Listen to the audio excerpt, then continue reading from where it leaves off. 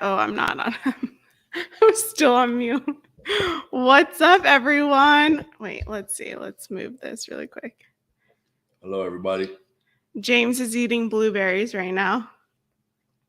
What's going on? What up, chat?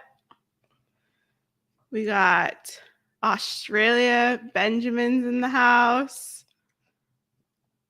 Good morning. That's my guy, Busy Ben, over there. Oh, right? yeah. 11 kids. 15 kids. Yeah. Ben, what's going on, sir? Hi, Jenny. From Ontario, Canada. So Australia, Canada. Who else is in the house? We got CP the artist. CP the artist in the house.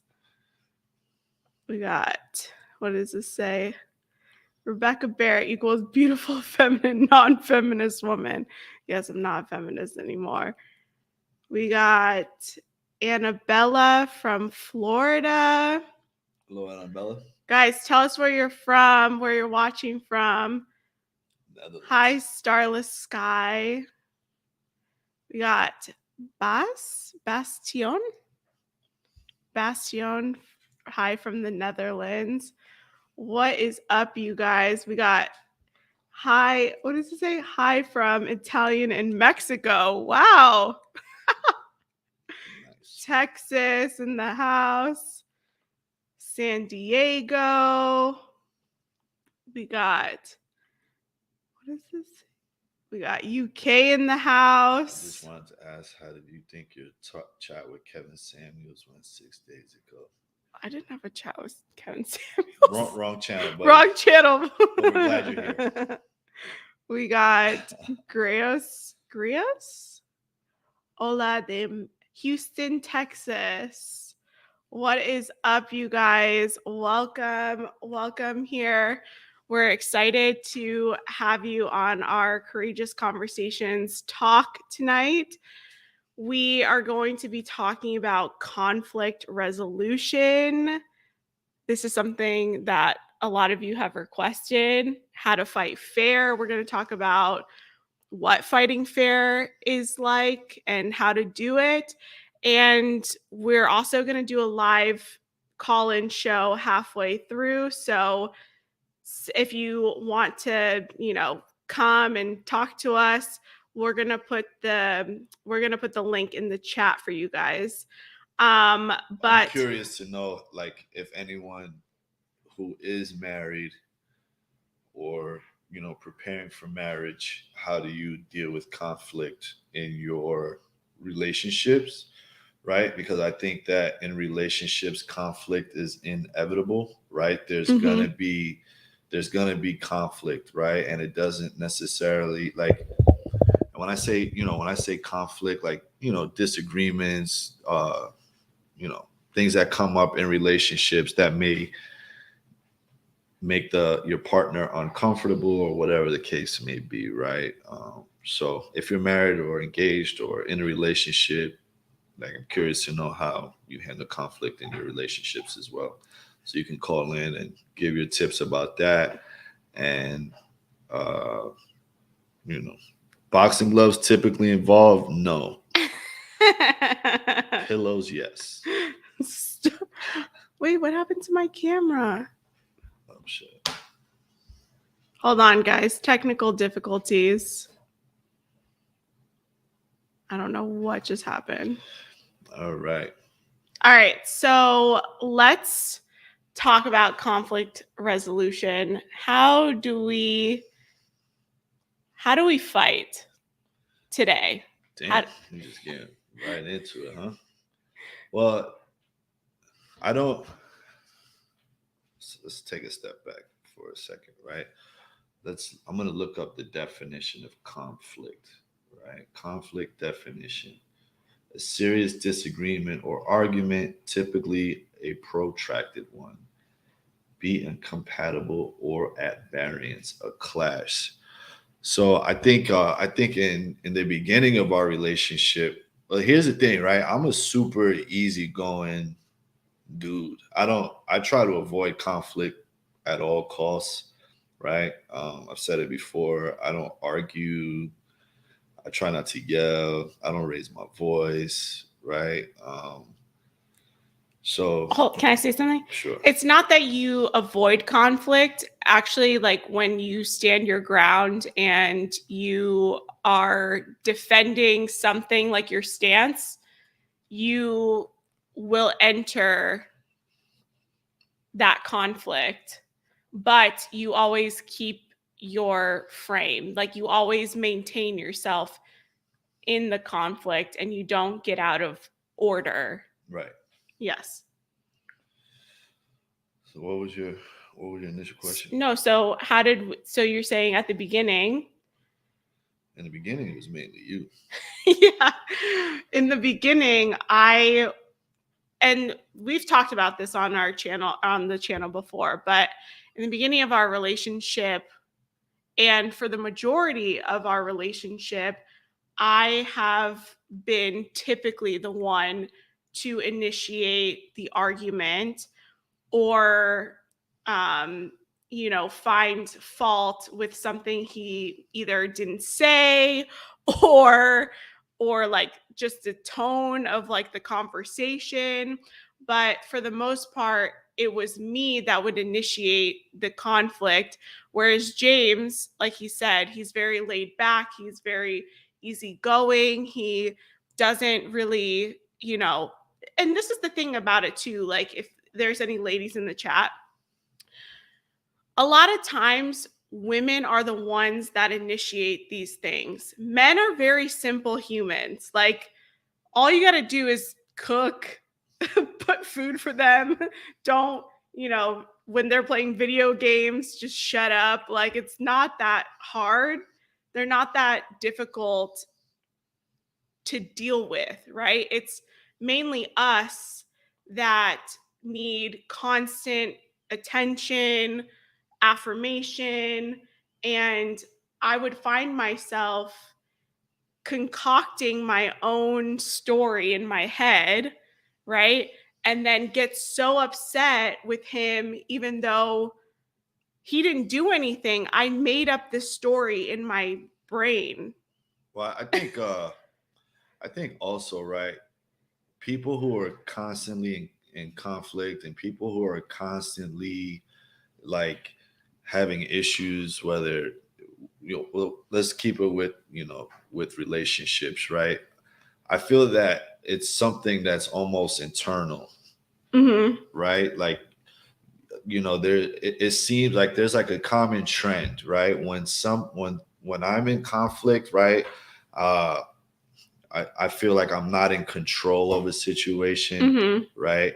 If I'm in conflict, I don't feel comfort in the situation. If I'm in conflict, I don't feel power in the situation, right? So like when I don't feel acceptance in a Mm-hmm. situation, right? Someone's not accepting what I want, right? So it's like those four main things that I feel that trigger conflict in the most of the time, right? We're either seeking control, we're seeking comfort, we're seeking acceptance, or Mm-hmm. we're seeking power, right? And when I'm not one of those four things, then I find conflict with whatever situation that I'm in, right? Because it's easy to disagree, but I feel like conflict is like, like the definition said, it's like serious disagreement, right? Something Mm-hmm. something is triggered in me internally. You know what I'm saying? And when you're kind of at peace, or when you have a deeper understanding of yourself Mm-hmm. and others, conflict tends to be a lot less, Mm-hmm. right? So, for example, and we'll get into conflict in relationships, but even with family members, right? So like you got certain family members, it doesn't matter how nice you try to say something to them, it doesn't matter how polite you try to say something to them, it doesn't matter how thoroughly you thought out what exactly it was that you were going to say to them. No matter what you say to them, they hear what they wanted to hear, Yes. right? And then it turns into some whole other thing, right?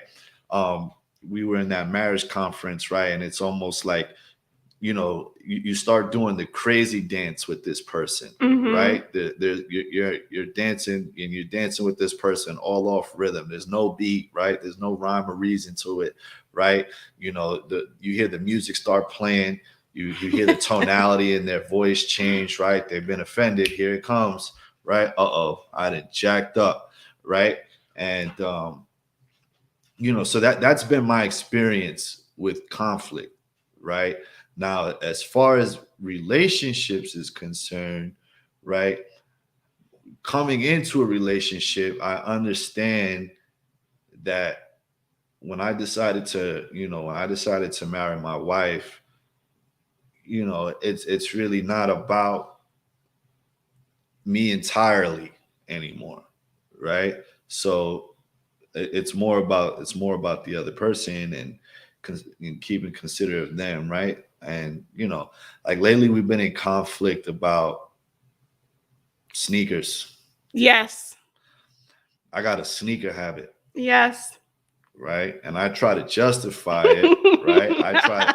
I try to justify my sneaker habit because, like, yo, growing up I didn't have nice sneakers. You know what I'm saying? So now I'm in a place in my life where if I see a pair of nice sneakers that I like and I want to buy them, I'm gonna buy them. So like sometimes packages will show up to the house. I can't even hide them. We got a whole closet. we had to, anyway. I got sneakers, right? So as a resolution for that, we decided that every time I'm gonna buy a pair of sneakers, whatever the price of that sneaker is, I have to invest that in stock, right? Or in our daughter. Or in our daughter, right?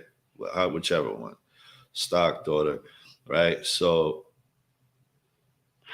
if I find a pair of $300 sneakers and I buy the $300 sneakers, I also have to put $300 aside for my daughter that's coming, or I have to put $300 aside in stocks, right?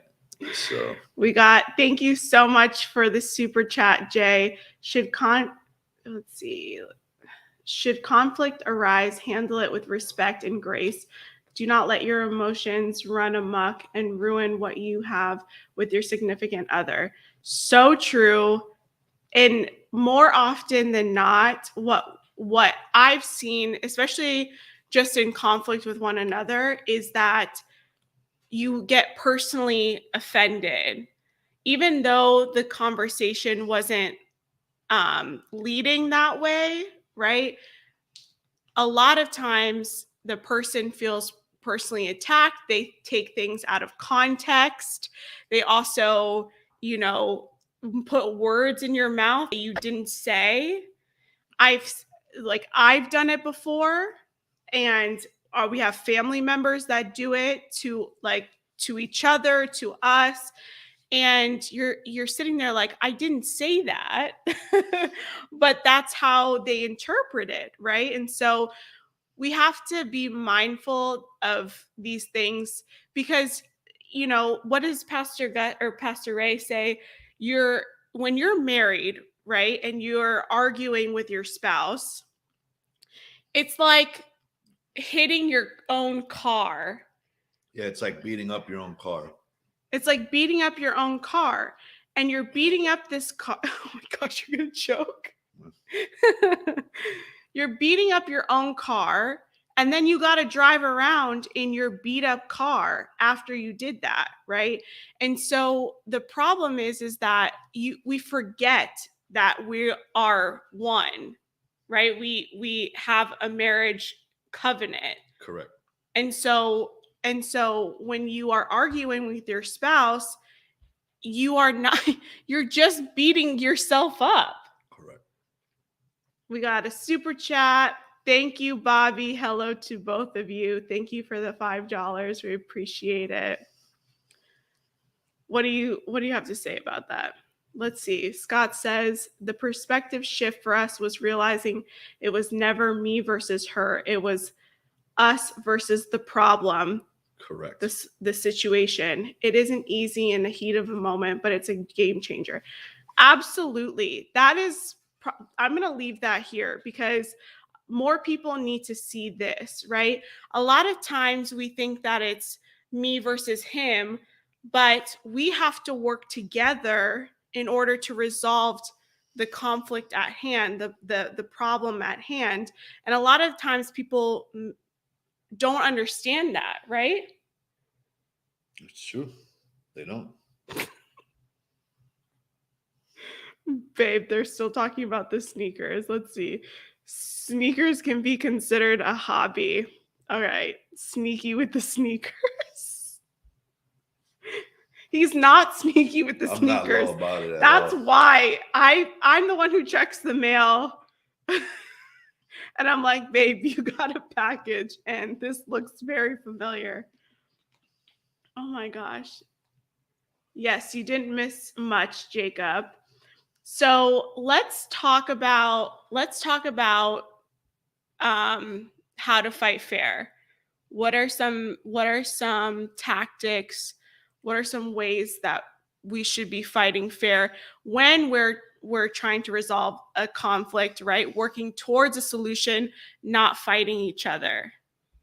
So I think one of the biggest things is like don't bring up the past, right? I think that's a huge one, right? The filing The cabinet. filing cabinet, right? You get mad at someone, you go through your database, start going through the freaking file cabinet, you bring it up from 1985 that you still haven't let go of, right? I think that's super important, right? Don't bring up the past. Don't make like personal attacks on a person, right? Don't make them, don't belittle your part. Like this is your partner, right? Why are you trying to like kill them emotionally?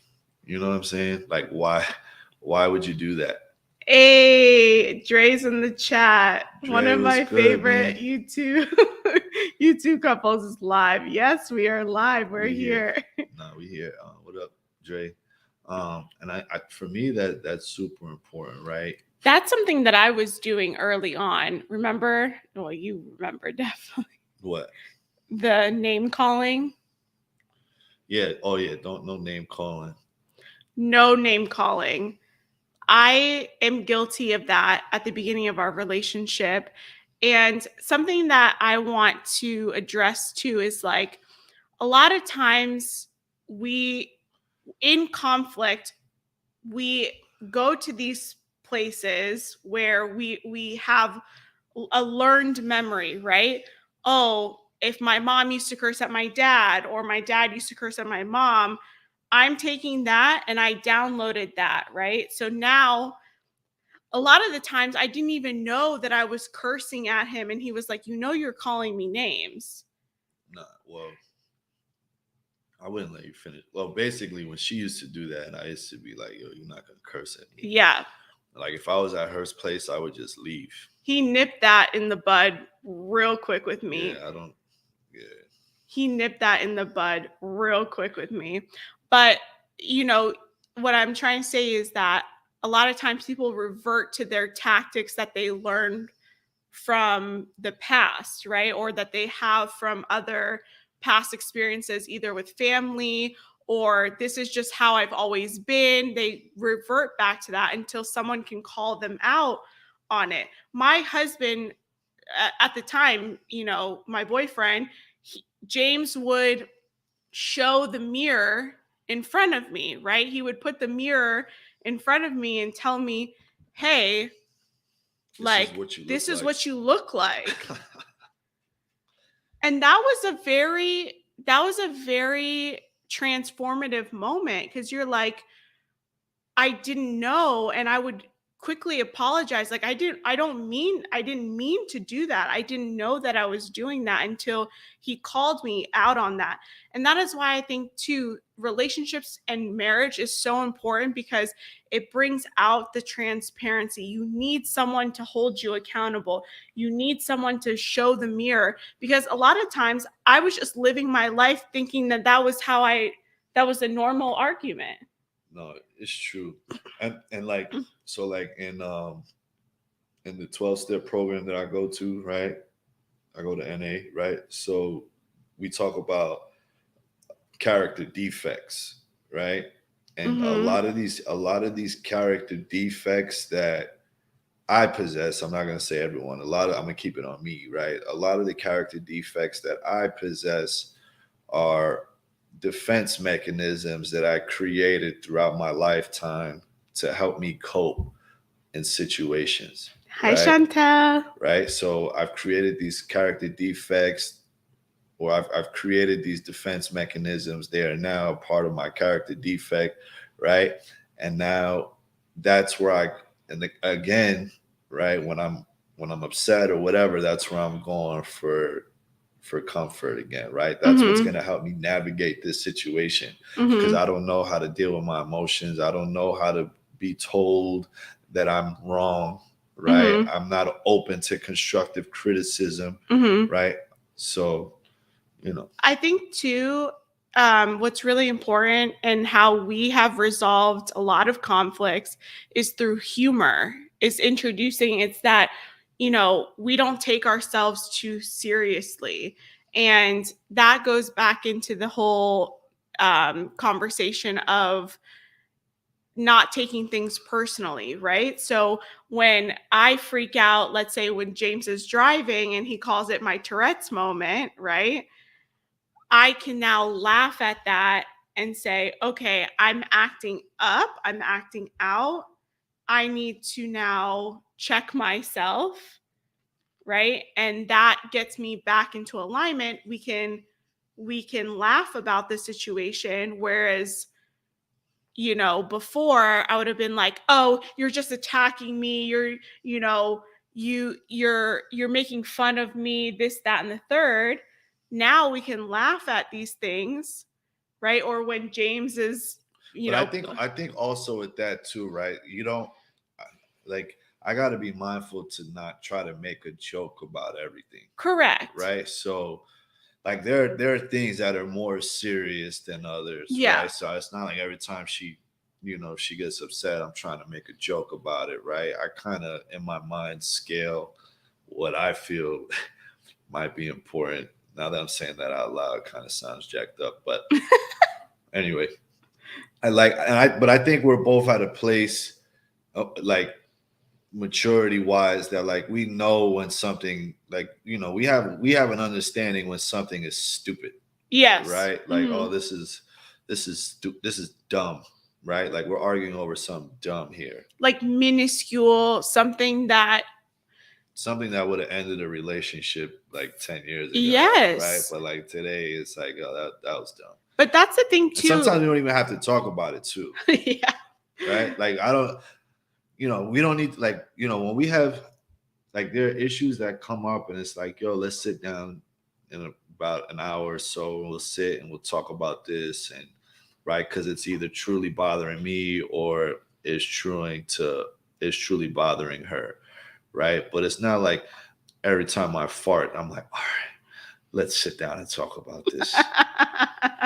You know what I mean? Like I don't need to sit down and talk about everything, right? But I think so.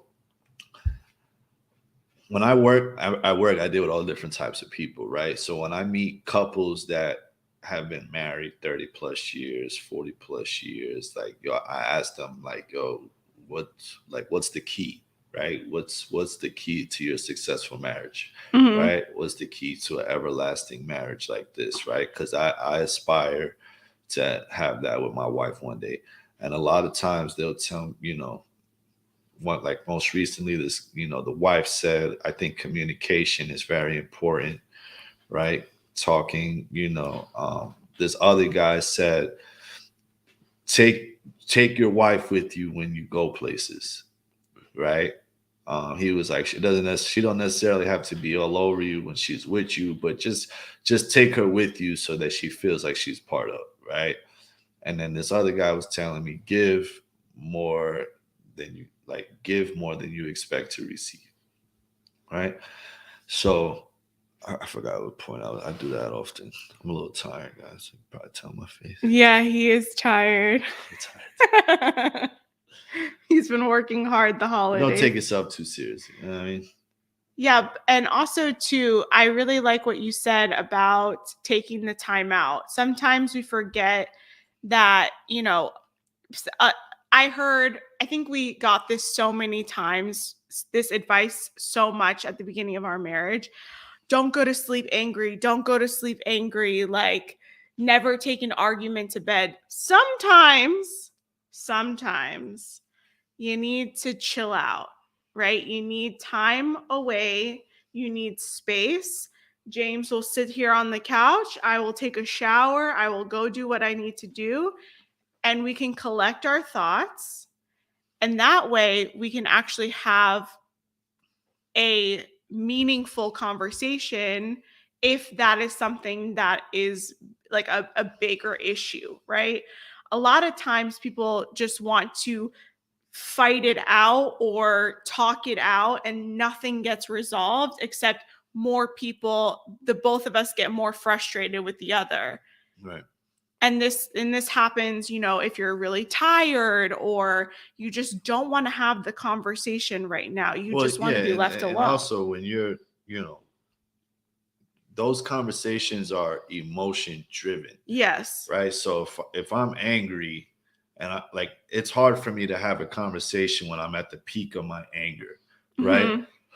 Because I'm not listening to what the other person is saying, right? I'm Mhm. waiting to respond, right? Well, I'm not waiting to respond. I'm waiting for my turn to speak instead Yeah. of waiting to respond, right? I'm just like, all right, it's like double dutch, right? I'm waiting for the perfect opportunity to slide in there and just say what I got to say. So, and I'm not receptive, and there's usually no resolution, Yeah. right?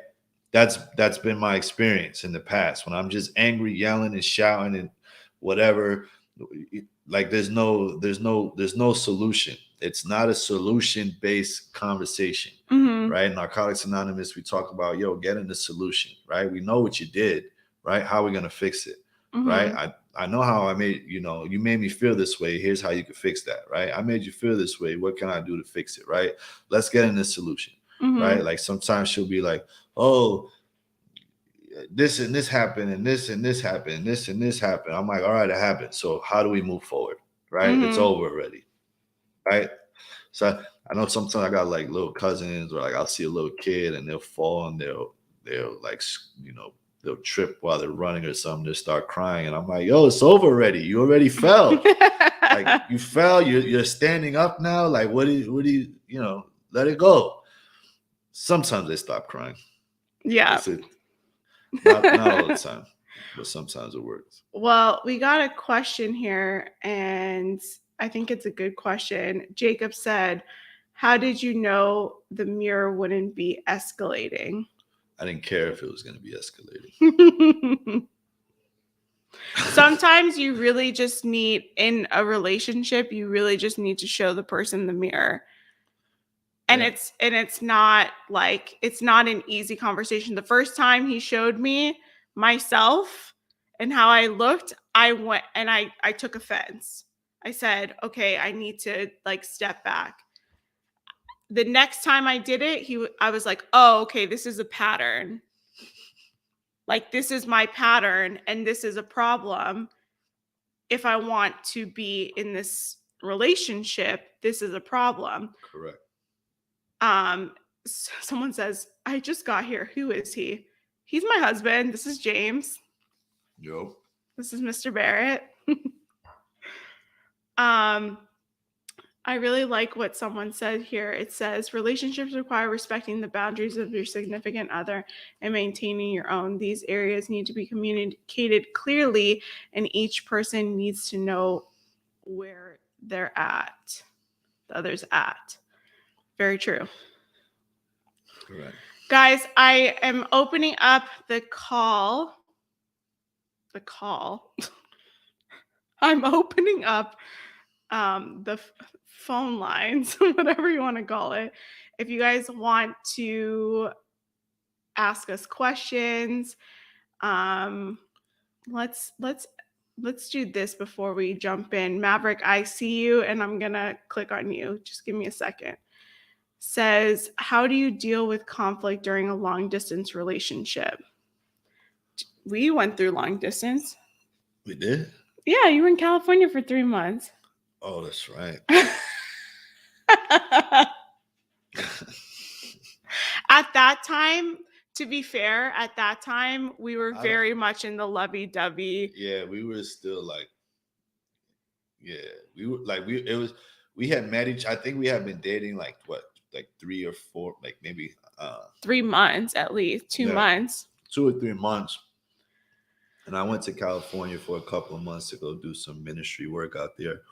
But I would say, I think long distances, yes, there is that gap, obviously, of you can't resolve the conflict with the person right there in front of you. Right. But at the same time, I think it also creates a healthy set of boundaries.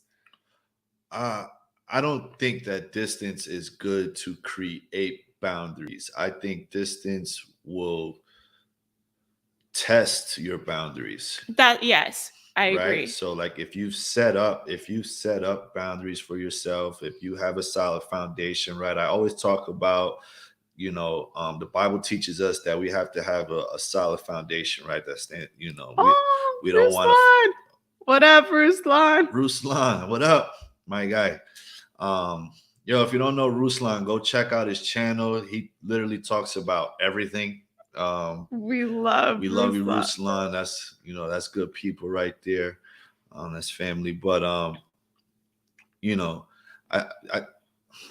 like I wouldn't encourage. I don't know. I'm like weird. I'm they're weird already about long distance. They're already long distance. I don't know. So here's the thing, right? Distance will really test your relationship, right? The Bible teaches us that we've got to have a foundation built on solid rock, right? You don't want a foundation built of sand, right? So like if the foundation of your relationship is weak, it will be exploited if there's distance present in the relationship. Right? If y'all are seeking God individually, if y'all are doing the things that you have to do to build the relationship, when you guys are apart, that will show as well. But what's that song? You gonna either get with this or you're gonna get with that. You know what I'm saying? All right, guys, I'm gonna put the banner up. Call in if you want to. Maverick, I'm gonna bring you in the stream. Let's see if I can do this. All right. Ha, we did it. Yo. Your mic's not. Yeah, we can hear you.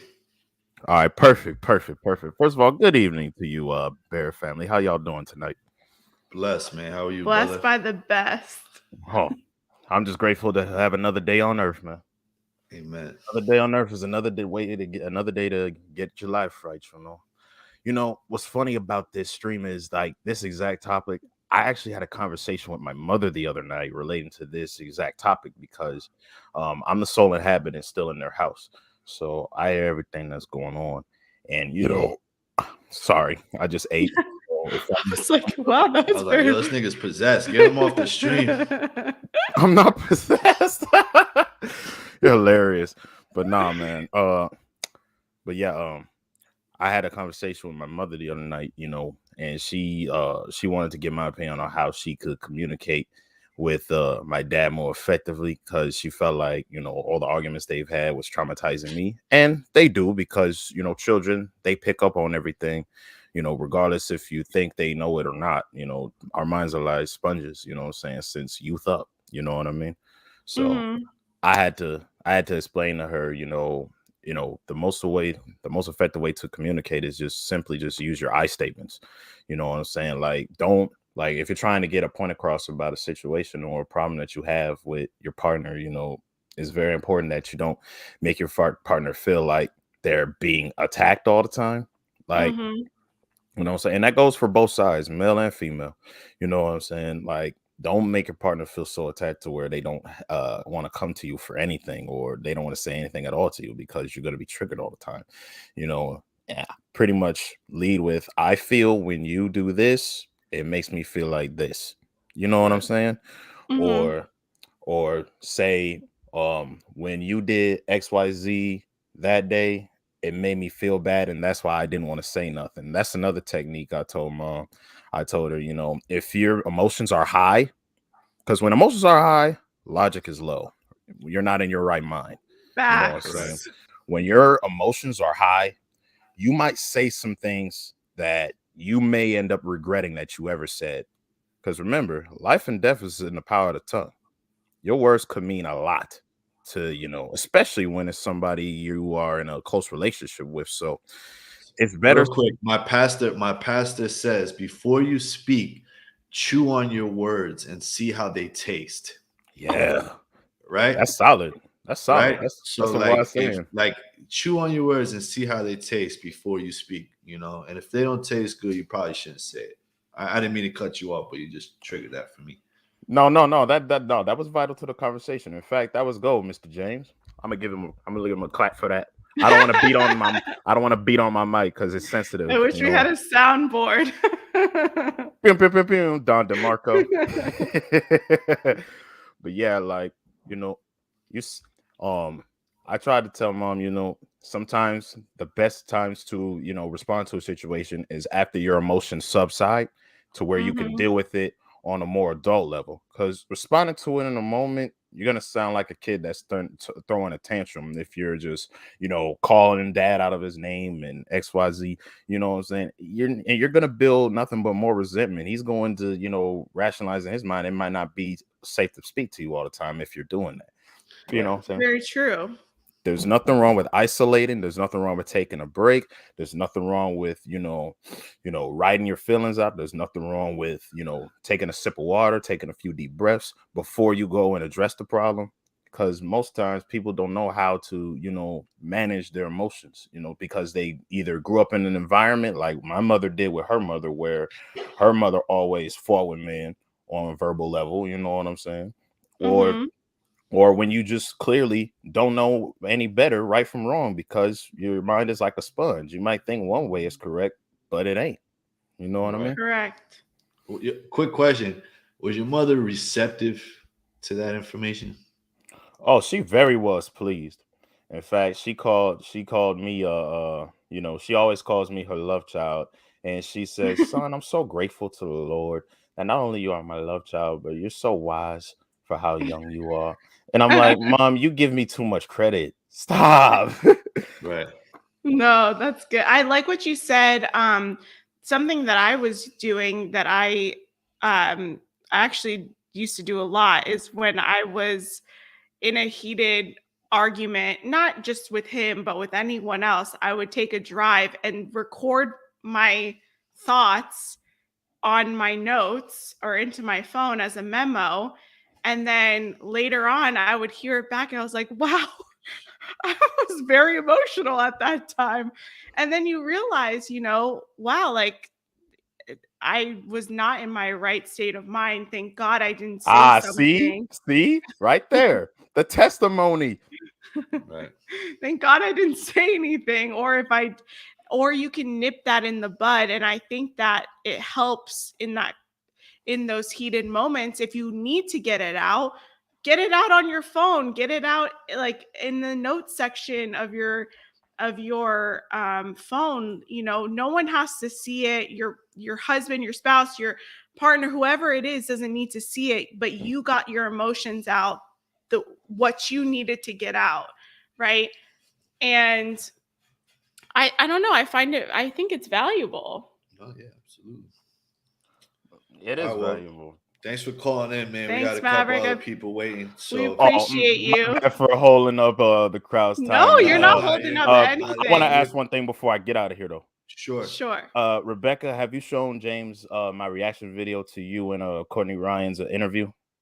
I was trying to figure out who this was. Yes, we saw it. Yes. Yeah, I'm the same guy. It's me, Mr. MTE. Come on.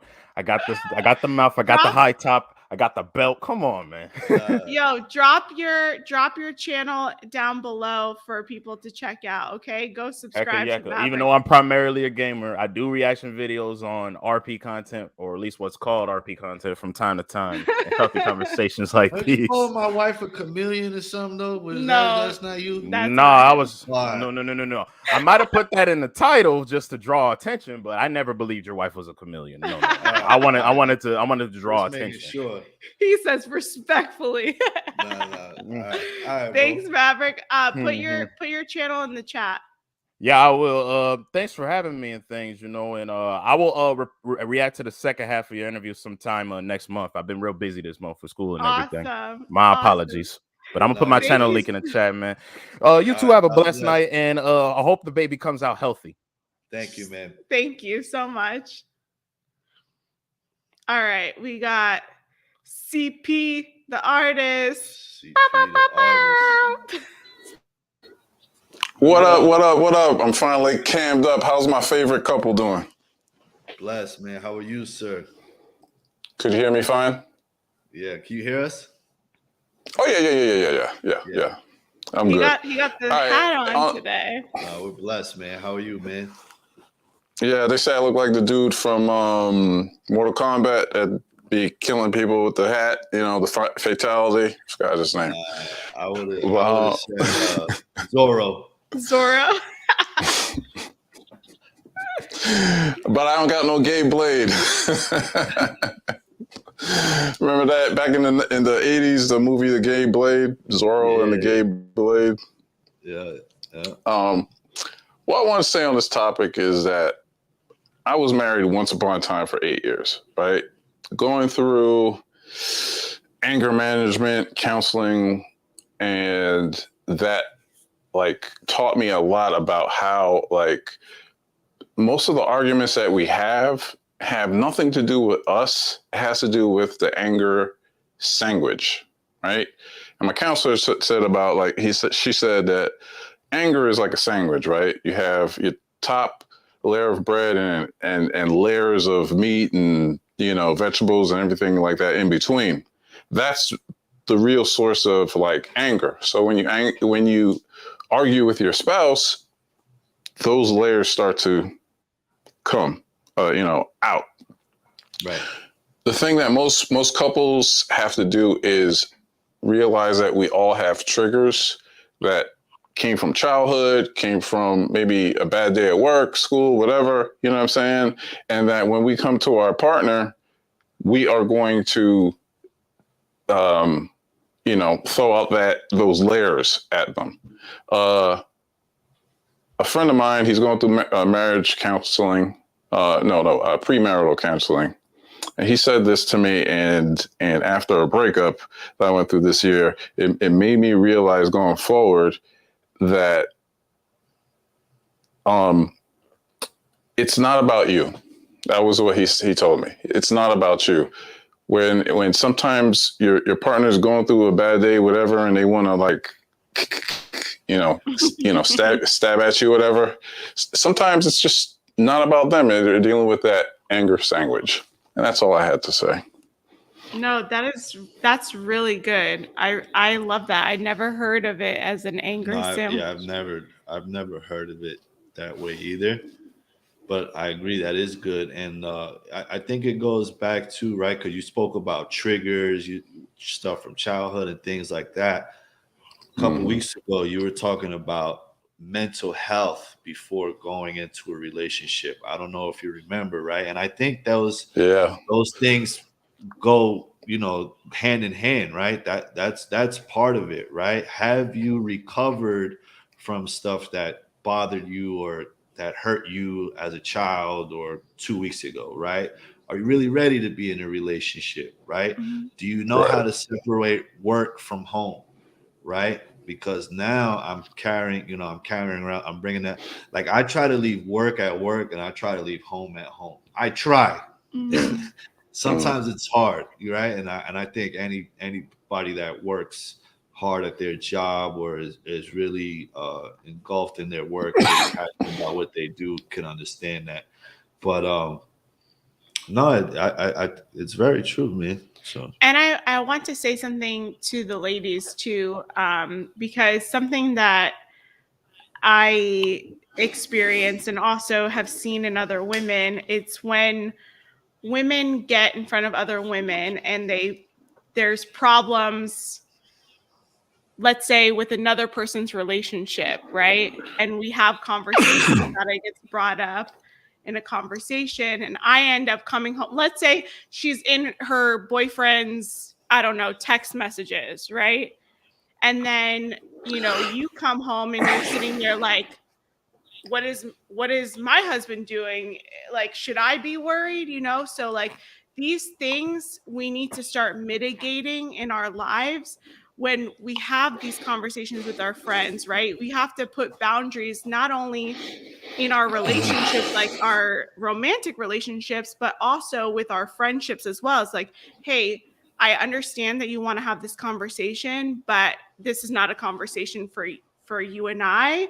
I can, we can talk about something else, or if we want to paint this in a positive way, like, I don't want to bring this with me. And I think a lot of women have that issue specifically because you have, your girlfriends talking about their problems, and then you start attaching those problems to you and start, I think we talked about this the other week too, like just Yeah, holding you your did. other people's baggage on you. Yeah, you bringing that stuff home to an innocent bystander. Like, Exactly. I just at work trying to take care of my family. You've been talking with Karen all day about.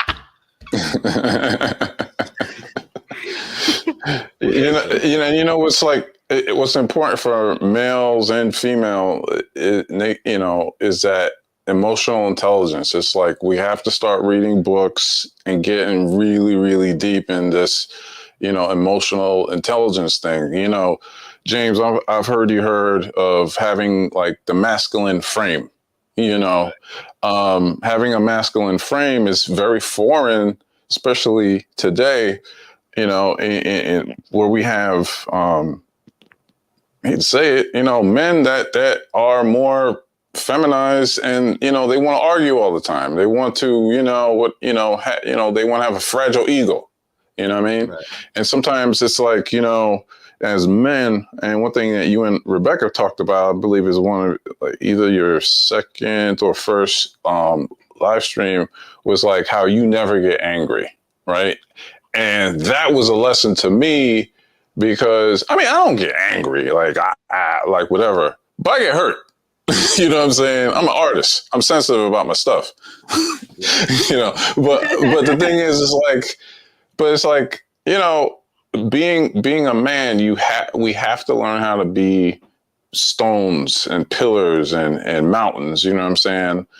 There's a great book. I don't know if any of y'all ever read it, but it's called The Way of the Superior Man. And it's a great book. And it talks about men being on the purpose and being tuned spiritually, and kind of like, when a woman, her emotions are like, waves, that are violent. You got to be that dam, you have to be that, that fortress, that's going to, funnel these waves, into the right place. And I think, and I just want to backtrack. Like I get angry, right? I'm not gonna say that I never get angry. Like I get angry, but I used to get angry and then like bathe in that anger, right? And I used to wear it, right?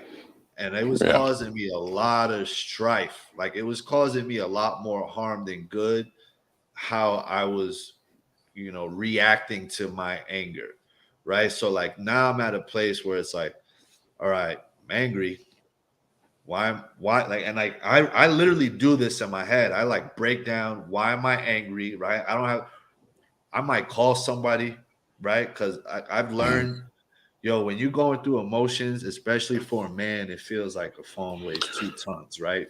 Nobody wants to pick up the phone and call and reach out and run their stuff by somebody. It's just it's hard for men to do that. But like I'm like, all right, I like there's like a process that happens in my mind. Why am I angry? Where is this coming from? All right, what can I do about this? Right. Right. And it saved me so much trouble. Right. And then like I see other like for me, I see other people suffering with their anger stuff. And like I'm like, oh, it don't have to be that way for you. You know what I'm Right. saying? So, you know. Yeah.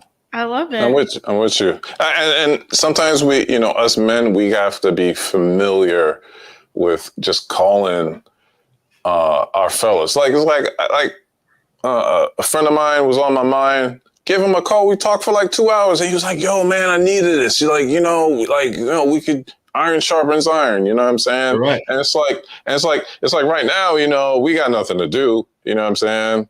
I'm trying to stay inside right now. I'm already, sick with the thing. So I think that the thing. I don't want to get your channel demonetized. So Whatever. I think the thing is, it's like we gotta be comfortable calling each other and just shooting the thing. You know what I'm saying? Just just talk about anything. You know what I'm saying? So. Nah, it's healthy, man. It's so healthy for men. Like and then I even got friends when I hang up the phone with them, I just started telling them like, yo, I love you, bro. And they would be like, I ain't get there yet. I ain't get there yet, man. I ain't get there yet, man. Which is cool, bro. Like I'll say that to some of my boys, and it'll just be like a long, awkward silence, and they'll be like, yo, you too, bro, right? Because they can't. It's just, we've been so ingrained that we can't do that. It's funny you say that because on the Joe Budden's podcast today, they talked about that. Like schools, they show you how to make a card for your mom. You know what I mean? Nothing wrong with that. But the thing is, it's like you said, like especially where me and you grew up and how we grew up, like that father figure, that the male bonding, I love you and all that other stuff, it was always foreign. It was always, clamped down by, this, I don't want to say toxic masculinity because it's like, that's, I don't believe that's even like a word, you know what I'm saying? But like, like this immatureness, you know what I'm saying? This avoidance of being vulnerable, you know what I mean, and having fellowship with other men. And it wasn't until I went into the church where it was like, at like guys, that was older than me became like my uncles and my father figures and whatever, and called me up like, yo, you got anything that you need? Can I pray for you to this? You want to talk? Da, da, da, da, da. And then like, then you have your younger brothers where it's like you're doing the same for. You know what I'm saying? Like, they come, they talk to you, they tell you their problems, whatever. And because you're older, like you're able to, walk them through it. You know what I mean? So I think it's my pastor, I was just telling my wife about this. My pastor always says, who's discipling you and who are you discipling? Right? Who are you looking to for help and who are you helping? Right? So let me ask you something real quick. Yeah. Did you see that fight in the church? What did you think about it? The two brothers who were fighting. I saw a quick clip, but I don't really. I was like, I think I was at work and like saw it, and I didn't think it was real because there weren't so many people in the church. But then I heard a couple other people talking about it, like, yo, they was like, yo, these dudes was fighting. But my thing was like, in a way, I was like, they got it out their chest. You know what I'm saying? I'm sure they're gonna hug it out later on. Sometimes it's like sometimes after you do the fisticuffs, they're like your best friend after that. You know what I mean? You gotta let that tension out. Sometimes you just need to get punched in the face. Oh, I literally, for men, I will say, I've never seen anything like it. Men can fight it out, literally fist fight, and then go hug, be like, hey, let's go get dinner, whatever. Girls, women, we'll be pissed off for like 10 years. You can hold that inside of you for like another 10 years. Yeah. But CP, thank you so much. We gotta go to Jay, but Thank you. CP, put your All right. channel in the chat and look at his art. The beautiful. Show us the artwork behind you, please. I don't know how if I can move this. All right. So how's that? Beautiful. It's amazing. Are you kidding me? Thank you. Put your info in the chat. He has Will a do. channel. Go subscribe to his channel. I'm dropping a Kevin Samuels video actually right now. Oh wait, I think I got copyright. All right, but I'm gonna send that soon. Yeah. All right. All right, brother. Peace. All right. Thanks for Thank calling. you. Bye. Bye. All right, Jay, we're gonna come to you. Guys, if you want to call in, the call-in link is right on the screen. What up, Jay? Jay, what's good, brother? How the three of you guys doing today? Oh, blessed, man. How are you, sir? I'm doing fine. Like I said, I'm hoping everything's going well with your baby coming in the world. Oh, it's always good to hear that. She's growing. Big mama. Oh, trust me, man. Like, I know the hormones must always kick in for the ladies because, like I said, I had a lot of pregnant sisters, and they would just moan and complain and call me to come and help them. I'm like, wait, what? I'm like, well, I'll be like, where's it? Wait, where's your boyfriend at? Yeah, at work. Don't want to be rude, but that's his job. Like, don't want to be rude. I mean, like, I'll help you. I'll come over and help you. Need help, but that's his job technically.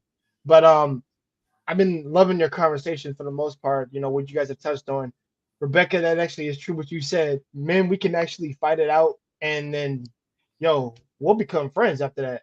Correct. Ladies, take that to the grave. Forever. You had me laughing. The last 2 minutes. That was so funny. I was like, that's actually true. Even in high school, it's harder to pick up a group of girls than it is a group of guys. That's really what it is. Like, you let us get it out, and then we're good to go. I've made a lot of friends off of physical confrontation, and then we're cool now. I guess like any gripes that we might have had, I'm like, it's over and done with. Now we're just like the best of buds.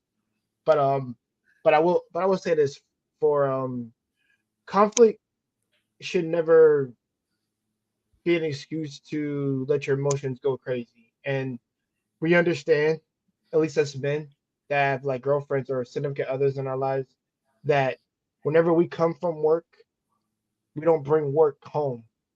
Because when I get off of work, I'm off of work. I don't ever want to talk about it or bring it up to my woman. That just never happened at all. I went there and I left it there. That's how that goes. But what's not cool to do is start nagging your husband as soon as he got right for work, and not to get off of a little bit of analogy, but it's more so I just got done battling out with these guys at work right now and all the confrontational structural things that our boss imposed on us today to make things easier for the workflow to go right. Why do I got to come home and then you're going off something very small, and I'm talking about something very petty, that's very pettyish, like that a child would rave about, and that's something that can knock out of the child, like, because that a kid can sort of get away with that if you let them to, but it's to be expected that they would do that. And the thing is, you're an adult, you should be able to conversate and communicate like a respectable adult, like you do at your job. Hate to bring up work, but you should do, if you can do that at work, you can do that with me. So there's no excuse why you should do it, because I would not do that to you if I came home from work. Even if I had a bad day, I go take a shower, wash off all the BS, and then after that, anything my wife wanted to tell me or girlfriend wants to tell me, I would listen to. You got my hours, babe. I'm good. What you need to speak to me about? Be civilized. Don't get in your emotions. I'm here. I'm listening to you. Ain't like I'm watching TV. That TV off. Everything off. Your phone is off. My phone is off. We're going to nip this in the bud right now. There's no need to just be pouty about it. Just speak to me civilized. That's all you got to do. The minute you yell, we can't have a conversation. You're too much in your emotions at this point. The same would apply to me. I won't lie. Back in the day, I had a very, very bad anger problem when I was very, very young, and I nipped that in the bed very early because I actually seek professional help for it. So I am a much calmer place than I am now because I'm 30 years old. So I think very differently, and I move very differently and think about things. So, you know, so when you're in conflict, you always gotta like the significant other has to realize, listen, you don't want to be a drainage, like a leech on your significant partner. You don't want to do that Mhm. because that's draining them of their energy to try to do better, to do right by you, and you're doing wrong by trying to suck the life out of him or by her. You can't be doing that. Right. Or at least like I said, you have to move in accordance with how you want that relationship to go. And also, if your man is leading you like he should, you shouldn't give him any drama, to be honest. But also, he's not going to bring any drama to you if he cares about you and love you that much. Me, Mhm. I like to nip it. I like to nip it in the bud right away. I'm like, no, we're gonna nip it right now because I don't want you to. I don't want you to linger on this the next few days. And like I Correct. said, well, and exactly, get your point. I'm saying get your points. Get out what you need to get out. I'm gonna listen to you. I'm gonna tell you what we're gonna do for solutions to fix it. That's what we're gonna do, because Mhm. this isn't a one-way street. This is what we agreed upon. So I'm giving you the opportunity to let me know, so there won't be any grievances later on. That's why it's so important to communicate correctly. And I know people just I tend to know people just say communication. No, no, no, no, no, no. You're not supposed to speak with the intention just to hear yourself speak. You're supposed to speak with intention to convey what your partner needs to hear. I think that needs to be recognized. And on top of a caveat for that, you notice when you get presents and you feel very excited Mhm. and you don't think the question, you'd be like, babe, thanks. I always wanted this. You didn't have to do that. There's no conflict in the present. But when something like, let's say she hurt herself and she's in pain, I don't expect her to be smiling. Of course, you're gonna be in pain, but the thing is, you're not gonna be so angry to the point where you can tell your partner this is your fault. You shouldn't. That should never come out of your mouth. You just be like, babe, I know when you and I should have watched where I was going. And you should be not angry, mad that it hurts, but you should be receptive that your partner is there to help you and Right. to Mhm. take care of your well needs. So, just always somehow, like I said, there's a difference between a broken leg and then getting a present. It's like the analogy I like to use for most people. You gotta know when to be receptive to certain things. Just like how a child is receptive to the teachings of their parent. So it's a little bit different to y'all because you both were consenting adults and y'all think very differently than a kid. But it's about having that one-on-one key communication. So I mean, I'll leave that at that. He's like But dropping. yeah. He's Mhm. dropping bars over here. No, Don't worry, I'm not a rapper or anything. no, there's a few things that you said there that I also want to highlight. As women, we've talked about this on the stream before, right? The man goes out for the most part if he's, the main provider. He goes Hold out. on. On that note, What? just gotta make something. Let me just say this because I don't want anyone to get offended. Not all Oh relationships yeah, require the man to be the provider of the household. full majority. Not even majority. If I that's got you. if that's what works for you and your family, We get so much we criticism. get so much I criticism, got you. right? Oh no, But don't worry about that. Well, just we're Not do what works for all. y'all. not Yeah, do what works Not for if you. all. that's how your Folks. family works, okay? But so, Right. I'm home all day long and Jeez. Go ahead. I'm the one who is home for the most part and he's dealing with people all day long. I film YouTube videos. I speak to myself essentially all day long. Okay. She just likes to talk. So like, yeah, do that. So you gotta talk to me when I get home. Do that all day. Go ahead. I don't want to hear it. No, but Hey it's man, I mean, the lesser the better. I guess for some people think that at least she won't be raving to me about a whole bunch of things, but she'll still Yeah, she'll hopefully speak a she's little all bit like, hey talked out dear. by the time I get home.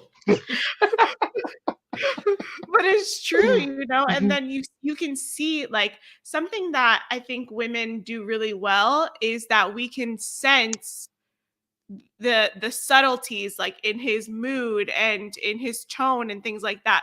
That's a strength that women can use for for the relationship to work better, right? Instead of saying, Mhm. "Hey, honey, I like here." Well, I think I think that comes with Yeah. being like connected with your partner, right? Yeah. I feel like if you and your partner are really Mm-hmm. connected, then you can kind of gauge, hey, maybe He needs a break. maybe I shouldn't talk Yes. for a little while, or whatever the case may Mhm. be. Maybe he needs. Maybe I don't need to overwhelm him with my stuff Mhm. right now, right? Let me So get some food in his system. let me just let him decompress from his 12-hour workday. Right. Right. Right. And that's and like I said, with the camaraderie that you guys have and the chemistry, I can see that you guys like literally respect each other's boundaries, but also like understand like when to help one another.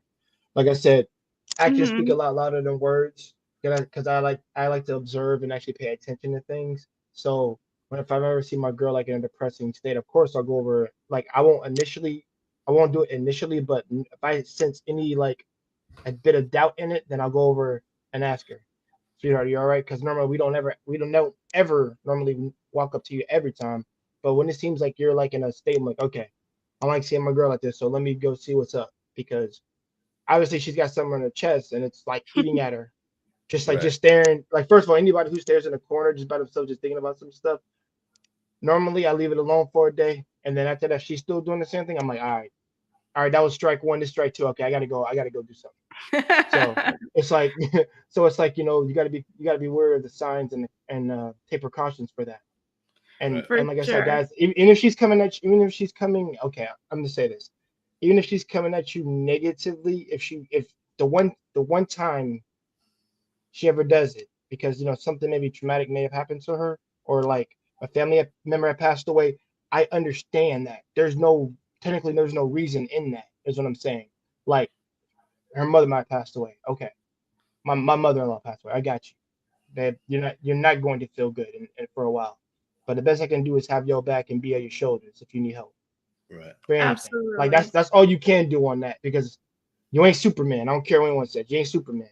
It's You true. say you can only do certain things that allow you to help that person, and Right. that's how you guys get stronger together. Right. Yo, man, thanks for calling, brother. We gotta get to the next person in the chat. Yo, we appreciate your support, and I appreciate you supporting my wife's channel, man. It means a lot to me. And man. you drop in so many gems over here. So thank you so much. All right, brother. Have You a guys good take one, care, man. okay? All Bye, right. Jay. All right. If you guys want to call in, first of all, thank you all for the likes. Get the likes up. I'm so bad at doing lives. I'm so bad at lives. It's a learning curve. It's a learning process. And yeah, guys, if you want to join the conversation, the link is right here for you. And now we're going to get Geek. Hello. Hello, hello, hello. Look at the setup you got. I used to stream on Twitch, so it There was you go. a long time ago, though. It's been a minute. All right. So I didn't catch the beginning, and so I came in late, and then you said something about calling in. So I don't know if you've talked about this, but my wife and I have been married for 27 years. And Oh, wow. Congratulations, man. Thank you. And I think I don't know whether or not you've talked about how from conflict arises opportunity, and that conflict shouldn't be something that you avoid. It should be something that you address and deal with. And the reason I say that is because, like, I come from a Christian perspective, so I think that's something that we share. So if not, correct me. But I come from the perspective that conflict starts always from either some sin in me, some sin in my wife, or both. Right. And what that means is that my wife, who is the person who I trust more than anybody, when she comes to me and brings something, and there's something in conflict, it's because she either sees in me something that I'm not being more like Christ, or the reaction is her not being more like Christ. And what that is an opportunity for us to recognize imperfections in ourselves, sin in ourselves, and correct it. that as an opportunity to grow. I hear so many people talk about conflict as something to be avoided, and I don't think it is. I think it's something to be embraced as an opportunity to grow, an opportunity to become more like Christ, an opportunity to hear the person that you trust most in the world say, hey, here's an area you could get better at. And I just don't think it's something to be avoided. And I didn't know whether or not you had talked about something like that. So I wanted to bring it up. Well, a couple of things. First off, congratulations on 27 years. I think that's phenomenal. And we didn't talk about it being sin, right? So what I did, because I didn't want to get all biblical on people. I don't want to be like one of those guys, right? But sometimes when the time I gotta use discernment with that. So basically you talked about how it's sin in me or it's sin in my wife, right? And I think that's so true. So my pastor taught us this acronym CCAP, right? And this is what I was saying. I said comfort, control, acceptance, or power, right? We're idolizing those feelings, right? It's usually some form of idolatry for that, right? And we're seeking that instead of seeking Christ. And that's usually what causes the conflict, right? My wife didn't give me comfort. I'm seeking comfort somewhere else, right? My wife's not giving me control. I'm taking control away from God. I'm going to seek control somewhere else, right? I don't feel acceptance here. I don't feel power here. I'm going, right? Not failing to understand that Christ has all the power, right? So it's usually one of those four things for me, right, that is causing the conflict. So yes and no. that we brought it up, but I agree. It's usually there's usually some sin component to it when there's conflict. But I also agree that conflict needs to be embraced. I know you 27 years married with your wife. I'm sure the conflict has made an appearance every so often, right? Just a little bit. Every so often. You know what I mean? Right? But you get through it, right? But now you have a reference point for the next hurdle that comes along in life, right? And I think what happens is, what I'm learning is that, me and my wife, I'd still say we're newlyweds, right? We're no gurus by any means, right? And there's going to be things, we're going to have obstacles that come up in our life that are going to challenge us, things that we've never dealt with before, right? Like we're trying to purchase a home, right? I've never had to purchase a home with someone else before, right? I'm sure that's going to bring up some stuff. Well, you shouldn't have bought this. And I'm like, yeah, well, you should have found a doctor that was part of our network, right? And so you guys are pregnant, right? I think I heard, that's going to be a source of conflict. Your children, oh my gosh, that will be an unbelievable source of conflict. It will. I'll never forget. My wife and I laugh about the time when we had our first child.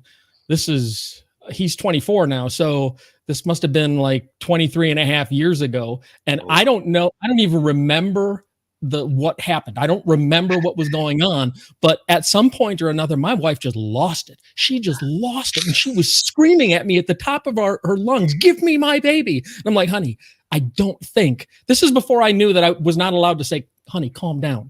I didn't know I wasn't allowed to say that because it doesn't work. In any case, the point is, like, children and the way that you deal with children is going to be that's going to be an incredible source of conflict. And it's going to point out, okay, I have a very different view for how we're going to raise our kids than you did. And I didn't know that. And it's going to either force you to get closer or build up unbelievably strong resentments. That will, more than the house, more than anything else, children. I don't even think about that. And what's interesting is that our pastor also says to us, expectations are premeditated resentments. And sometimes we have our expectations like, oh, I have my expectations of how my birth is going to go.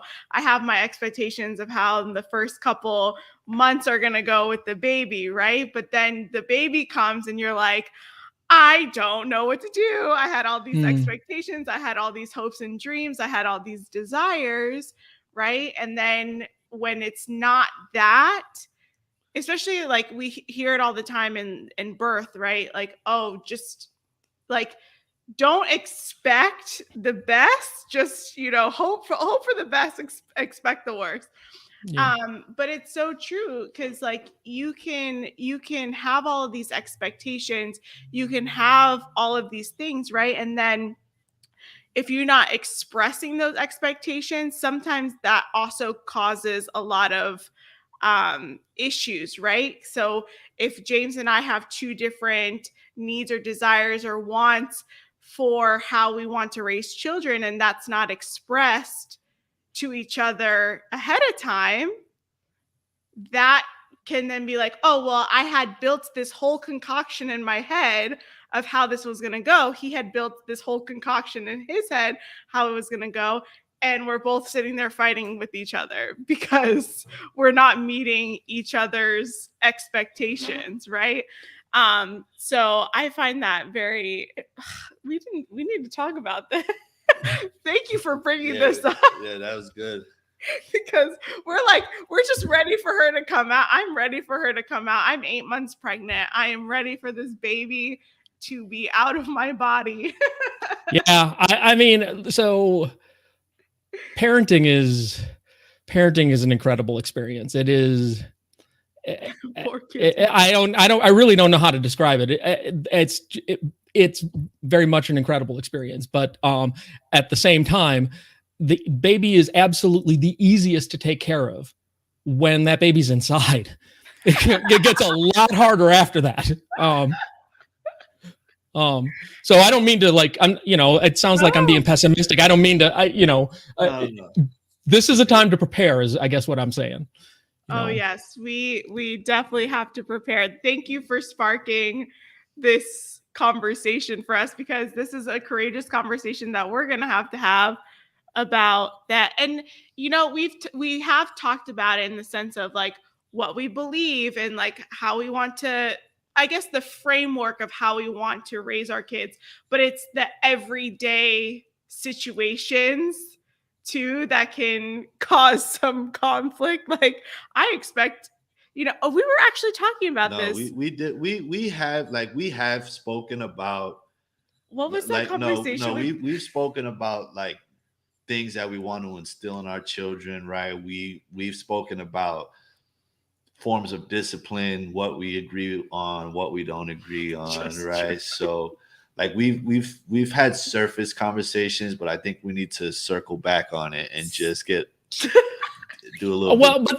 but don't try and avoid things beforehand, right? These things are going to come up, and at that time this is an opportunity for one or both of you to realize, okay, this is a failing in me that I need to improve on, right?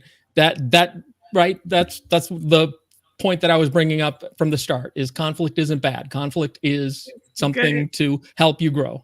That's it. Hey, amazing. What's your real name, man? If you don't mind. My real name's Mark. Real name's Mark. Thanks, Mark. We appreciate it. Come back. We do these every Wednesday. Every Wednesday, yeah. Every Wednesday. We love to see it. Thanks. All right, take care, man. Bye. Wow, we really need to have this conversation. This is awesome. What does it say? Michael says, my daughter's an only child and I don't want any more. It's nothing to do. She lives her own dreams.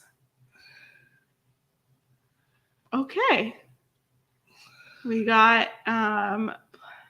what is it? I can't read all of these chats. Just Drew. I think this combo should already happen. Just Drew, call in. Yo, Drew, call in, man. That's my boy Drew. I love that dude. Guys, if you have any questions or want to call in, this is such a good conversation about resolving conflict. And I really like what Mark had to say about using it as an opportunity to grow, right? Like we've grown from our conflicts over time to the point where you know, it just shows the level of maturity every single time. Oh, we're not fighting about the same things. We're not having these same discussions. And if we do, it gets resolved much quicker than it did before, you know? No, absolutely. I think that was so important. No, that was good. Guys, LOL. Drew, get in here. We want to talk to you. Okay. Allie, the real femme sapien, what advice do y'all have for an wait, what advice did y'all have for an awful Christmas? How can I be supportive to one another? How can we be supportive to one another? Christmas is a hard time for a lot of people. Christmas is my birthday. Yeah, her birthday is Christmas Day. My birthday is Christmas Day. I don't really make that announcement too often. My birthday is Christmas Day. So the issue is that for James, it's not his favorite holiday. And obviously it's my birthday. So, you know, I'm a little biased to the fact that I love Christmas. But it's hard, you know, dealing with family is something that, especially in marriage, you not only marry your spouse, you marry the family, right? He can speak about that. So sometimes you have to make compromises. You have to. I made a video about this actually. Yo, you know what this old dude told me, right? Oh yeah. Because I spoke. Yo, sometimes my clients, I be using them for therapy, right? So I make conversations with people, right? Let them know that I'm a real the way that I talk with you people, like the way that I speak with the viewers on YouTube, like I talk to clients at work like this sometimes too. And I'm sure it throws people off, but I attribute it to my success, right? Because people know that I'm a real person. So I had this dude and I was like, I had to go to Fort Lauderdale with my wife's family. And I shared about that experience, right? And then he was like, yo, how long you been married? And I was like, a year. He was like, oh yeah, you haven't been married long enough where you could say you're not going. He was like, you got to put your time in. He was like, after 10 years, if you don't want to go, you don't got to go no more. Well, and that's the thing too. It's like once we're going to create new traditions with our daughter and with our future children. So it's going to be different. But it's because we still don't have children to do these things and celebrate the holidays together. I'm living the last of my childhood right now. Yeah. I got a PS5. I've been on that thing. I'm probably going to have to get rid of it when the baby comes, though. He got a PS5. But you're welcome. You're welcome, Allie. Yeah, I mean, the holidays are just hard. Scheduling time between the families is very difficult because everyone wants to see you, right? Your parents want to see you, or your brothers or sisters, your family members, whoever it is wants to see you. But also I think it's better to communicate that ahead of time. This year, I kind of sprung it on James.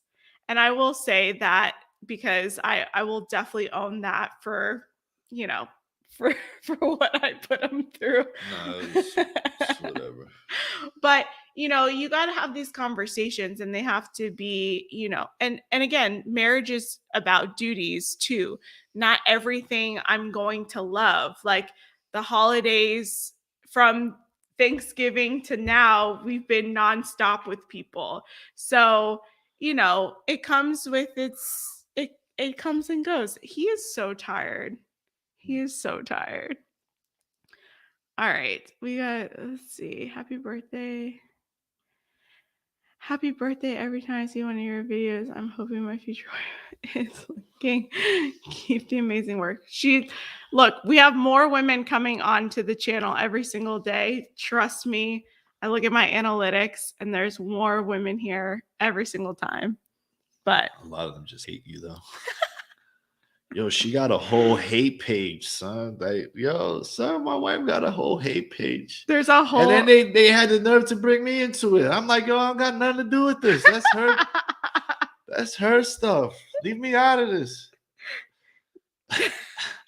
There's a whole Reddit. She got a whole Reddit. I got a whole Reddit thread about me, and they did a deep dive on me. They made a meme about my wife. Yo, Yeah, I'm a it's meme getting, now. It's getting real out here. This is And they called me a hood rat. Can you believe that? BS.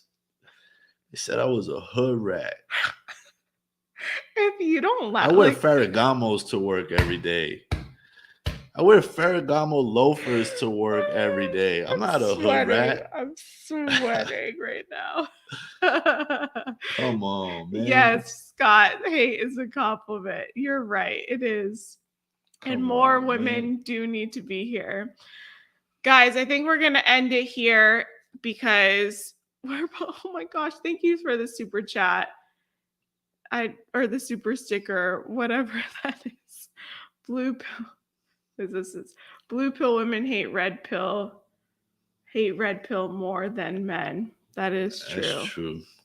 Yo, to be honest, I don't know anything about Red pill, blue pill, red pill, blue pill, green pill, purple pill. purple. That was an Eminem song. Red and green and purple pills. Remember that song? I took a couple. Yeah. Yeah. But it's true. The feminists hate me. They're coming after me. But I will say, hello, I subscribe. Thank you. Thank you, Mr. Blackwell. Thank you, Mr. Blackwell. I will say, I support that decision, Mr. Blackwell. I will say that a lot more women have reached out to me through the DMs, through my Instagram, on my channel, and they appreciate the work. So guys, more women are coming. Do not worry. I'm seeing the light at the end of the tunnel with all of this. But guys, thank you so much. Thank you so much for all the super chats. Thank you guys for participating in the live, in the call-ins. We are going to be back next Wednesday. What's next Wednesday? I don't know. The new year. Oh, yeah. So happy New Year. Happy New Year. Everyone. Stay safe out there. Oh, come on, Come on, Drew. I'll wait. All right, you're gonna call in, Drew? We'll wait for you to put on your shirt. We'll wait for you. That's it. Just Drew 84. Now we gotta wait. That's it. We're waiting on Drew, everybody. But seriously, guys, Happy New Year. Do not get the COVID. Don't get the flu. Don't get the flu. The flu is out here. Don't get the flu. The flu's out here. Yo, any questions that anybody have? Any questions related to the topic that we just spoke about? Any questions? Like, are there any disagreements? Right? Yo, here's the thing. We're open to hear other perspectives, right? We're not looking for everyone to agree, right? I think a big misconception that a lot of people have, and again, it's them hearing, it's people hearing what they want to hear, right? I don't think I've ever heard my wife say all women must be this way. I don't think I've ever heard my wife say all men should do this. I don't think I've ever heard her say that, right? How does race play into your conflict? Come on, Drew. Don't do that. It doesn't. Drew, my boy Drew's being a troll right now. Don't do that. Don't do that. Don't do that. That bastard. Bastard. But like I've never like, you know what I'm saying? So I don't know. How do you resolve conflicts now? What does it look like for you? Can you give an example of how it goes down now? Mr. Benjamin. That's Australia, right? That's yeah. Ben with 11 children, I think. Yeah. If it's not, Do then you have an example of conflict? How do we solve conflict now? First of all, we don't fight like we used to. We actually don't have a lot of the, how do I explain this? You used to bicker. Yes. I was a contentious woman. Okay, I will say that. Every single thing. The water bottle is sitting on the counter wrong, and I would have a tiffy about it. The pillows would be unaligned, whatever, right? And I would have a full-blown meltdown. Yeah, but what's the last conflict that we've had? What is it? Can you remember? Because I wanna You end. sleeping on the couch That was the last conflict that we had. in Orlando or in Fort Lauderdale. Oh yeah, so I was. All right, yeah. Let's go. No, All right, let's, so back to Christmas. Ali asked about how do you handle a bad Christmas. Yeah, I was throwing a tantrum low key. If we went to Fort Lauderdale and I didn't want to be there at all, right? So we got a hotel, right? And I was so bitter that I slept on the couch in the hotel. so gross. I didn't have a blanket. I didn't have none. I was just so mad at her that I didn't want. Yo, damn, so I forgot about that. Right? Yo, Ben, here's your answer, right? But I was and that was the thing. I was being so selfish, and I was so upset about how I felt the situation affected me that I wasn't even being considerate that it was my wife's birthday, that she was trying to see her family, that it was the first holiday season without her My dad, right? All that stuff went out the window, right? All that stuff went out the window, right? And yeah, all that stuff went out the window, and I was actually behaving very childish. So I apologize. I mean, we already spoke about that, but I apologize again. The funny thing is, though, I went to a meeting, right? Because I hadn't been to a meeting in a couple, right? And I was sharing about it with somebody, and they say, "Yo, James, F your feelings," right? He said, "Yo, F your feelings," right? Because when you get caught up in your feelings, it takes you to a self-centered place, right? When you start getting consumed by your emotions and your feelings and poor me, right? It takes you to this self-centered place, and it's all about me. And then you start acting out in those defects, right? Those defects that I was talking about earlier. So we did talk about it afterwards. After the meeting, I did feel a lot better. Then we were able to joke and laugh and get over it. And that is another thing too. Sometimes I don't have to say anything. He has accountability partners. He has his group of men that disciple him. He has meetings that he can go to where I don't have to pressure the point anymore, because I was upset because of what was happening, right? But at the same time, I was like, I'm not going to allow this to ruin my day. That's another thing about it too, right? It's my decision to be offended as well. It's my decision. It's my right to be, taking offense or getting angry. So at that point in time too, I had to make a decision.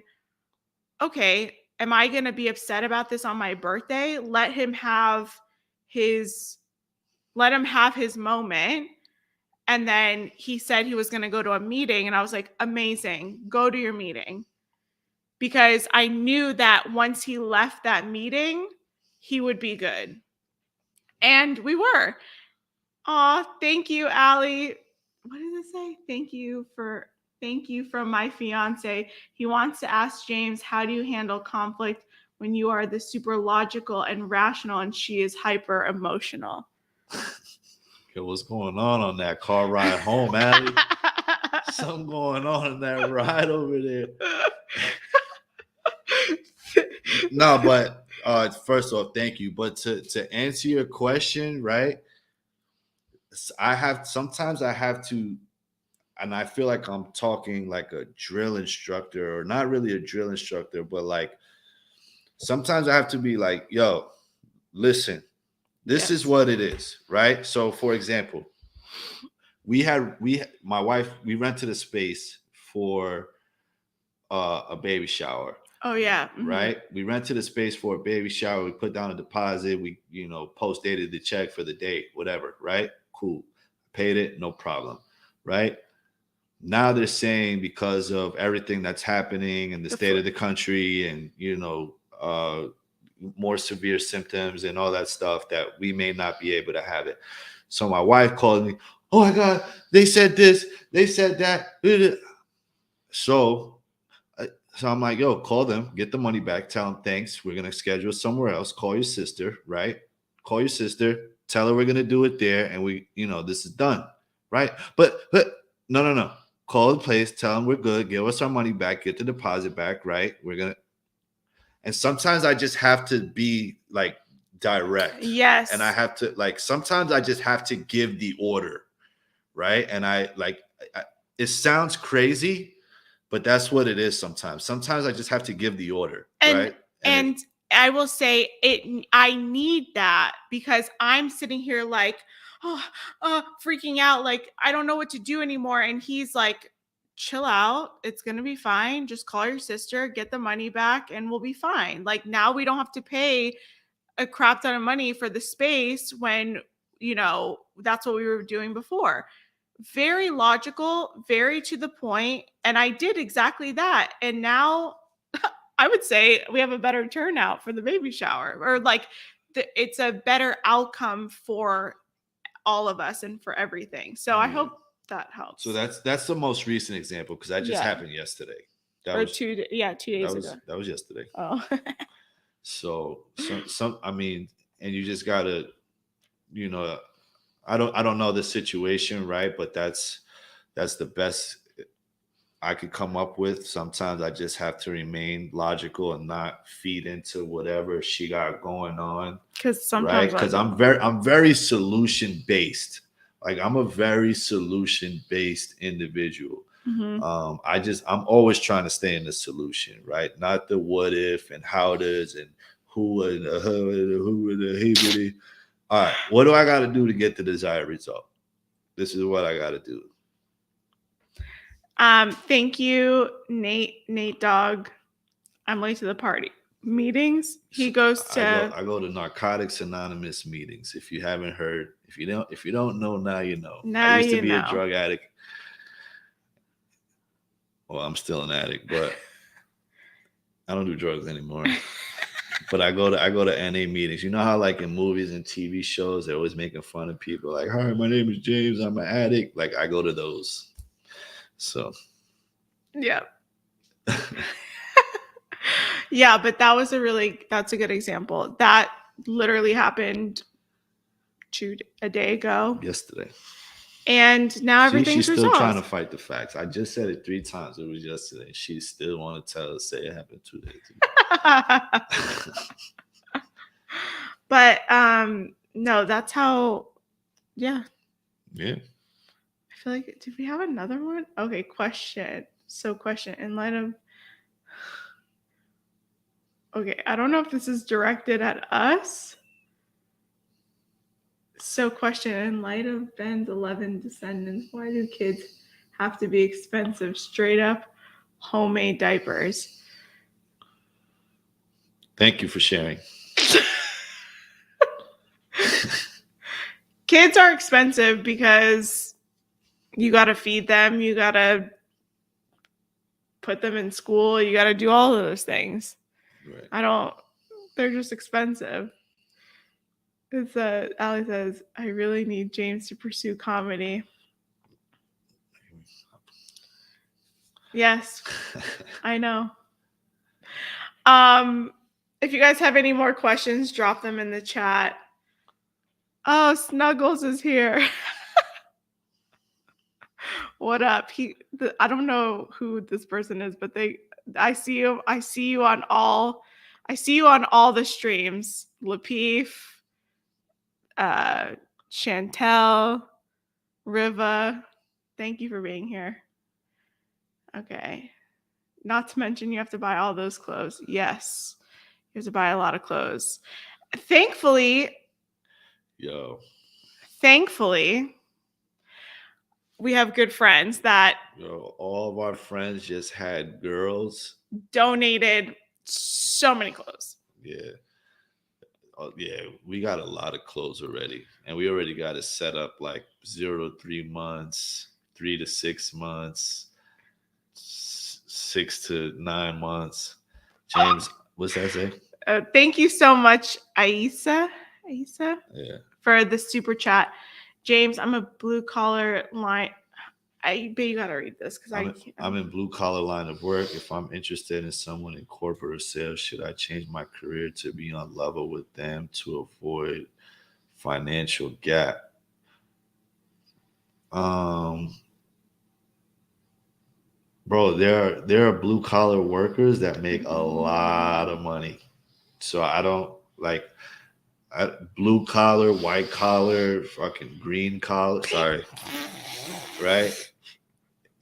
Listen, if as long as income is the outcome, bro, right? I don't know, right? So like I know master plumbers, right? I know master plumbers who are 6-figure guys, right? I don't know, so I don't feel that you should have to make any changes in your career to accommodate someone else. Right? Can I say something? I have if you have an entrepreneurial spirit, right? Whatever blue collar work you do, whether you're a plumber, whether you're a welder, electrician, you can also translate that. Perfect example. My brother's a welder and he's married to a doctor. Well, they're not married, but my brother's a welder and he's dating a doctor. So I just remember that. So there you have it. My brother's a welder. It's about as blue collar as it gets. Actually, he don't even got no collar. He be in turtlenecks and long sleeves and right. And they just had a baby. Wait, and your cousin is an electrician and he's married to Yep. My other cousin, he's an electrician by trade, and he's married to. Well, she's not a corporate America. She does sales. She works sales. So. And he has his own business. So he went from working for someone else, making a substantial amount of money, to then translating that into his own business. So if you have the capability of becoming your own, your own boss, right? You can create a lot of opportunities there as well. Our friends in construction, same thing. Yeah, construction, high-paying job. Absolutely. All right. He owns his own company, though. All right, scratch that. My brother doesn't own his own company. Yes. Right? So he is a blue-collar worker who works for someone else, and he's married to a doctor. But did you let them know blue-collar jobs like welders, plumbers make a lot of money, even at times more than doctors? Does people actually know how much money tradesmen actually make? No, but since we're talking in generalities, I'm speaking in generalities, right? Like he said that he's a blue collar worker. No, he's saying he agrees. Oh.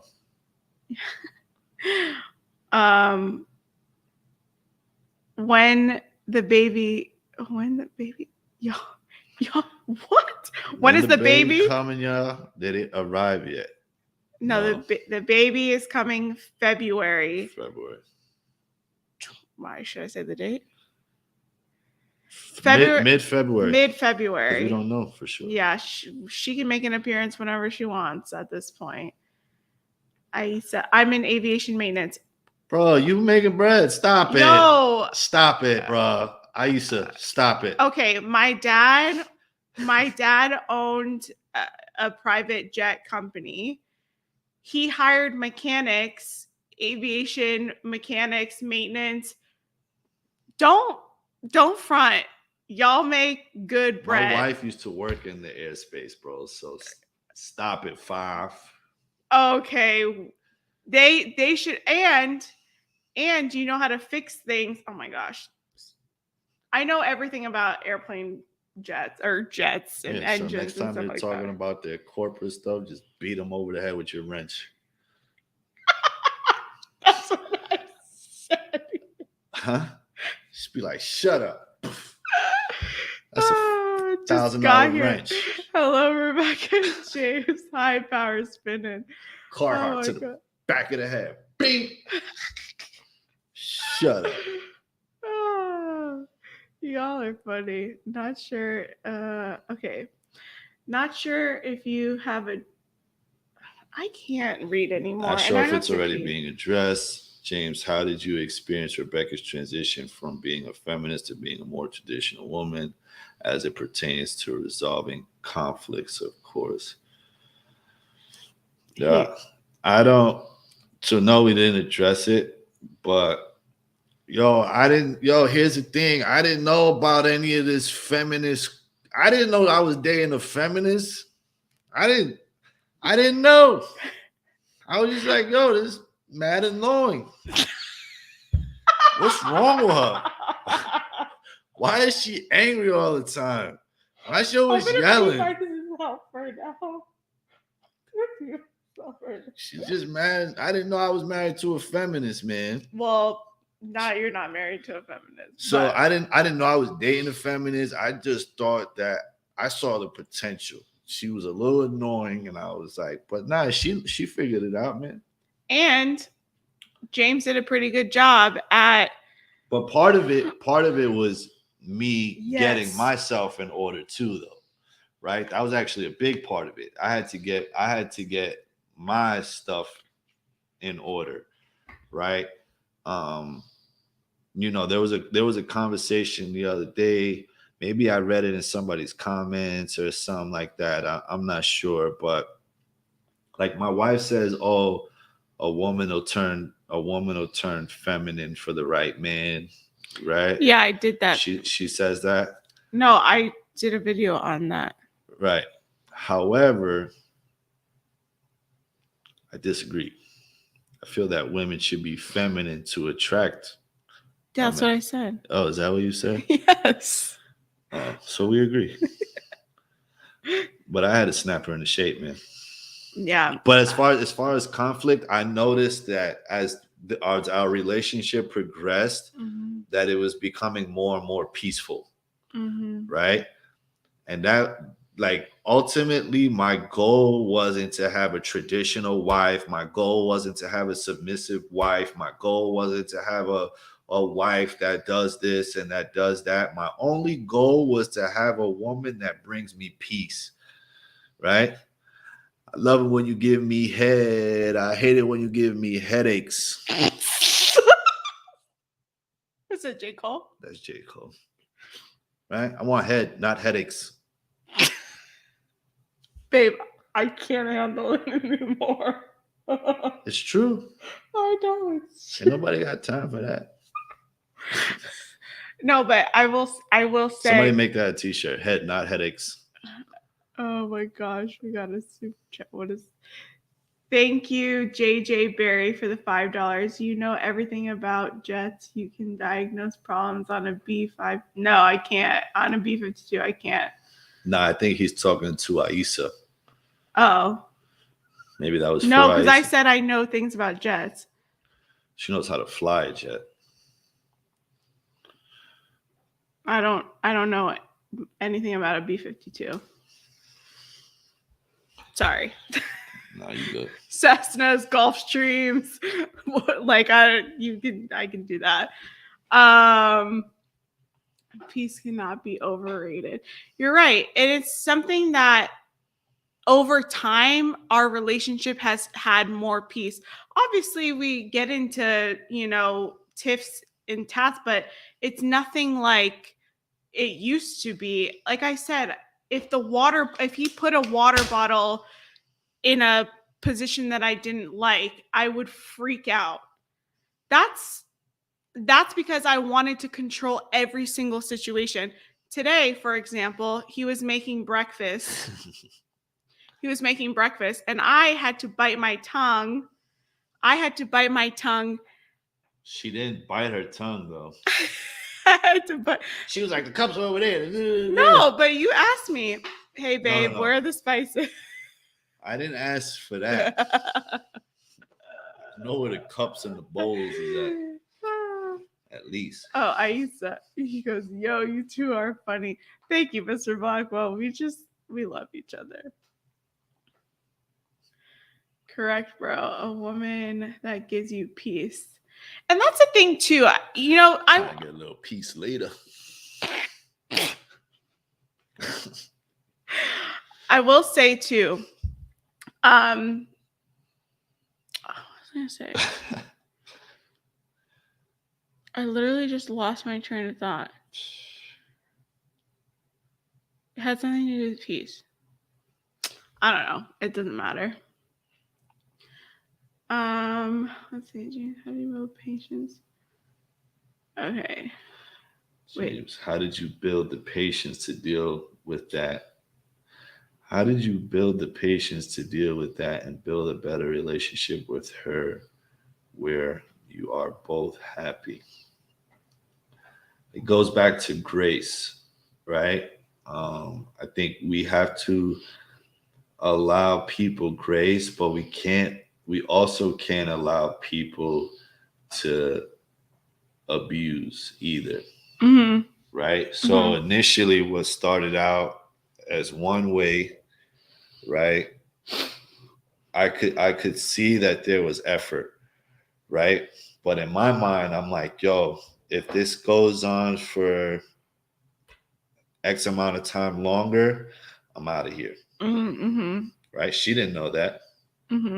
In my mind, though, I'm like, yo, if this stuff don't stop, or if I don't see no effort up until this day, right? But every time she does it, I'm gonna, yo,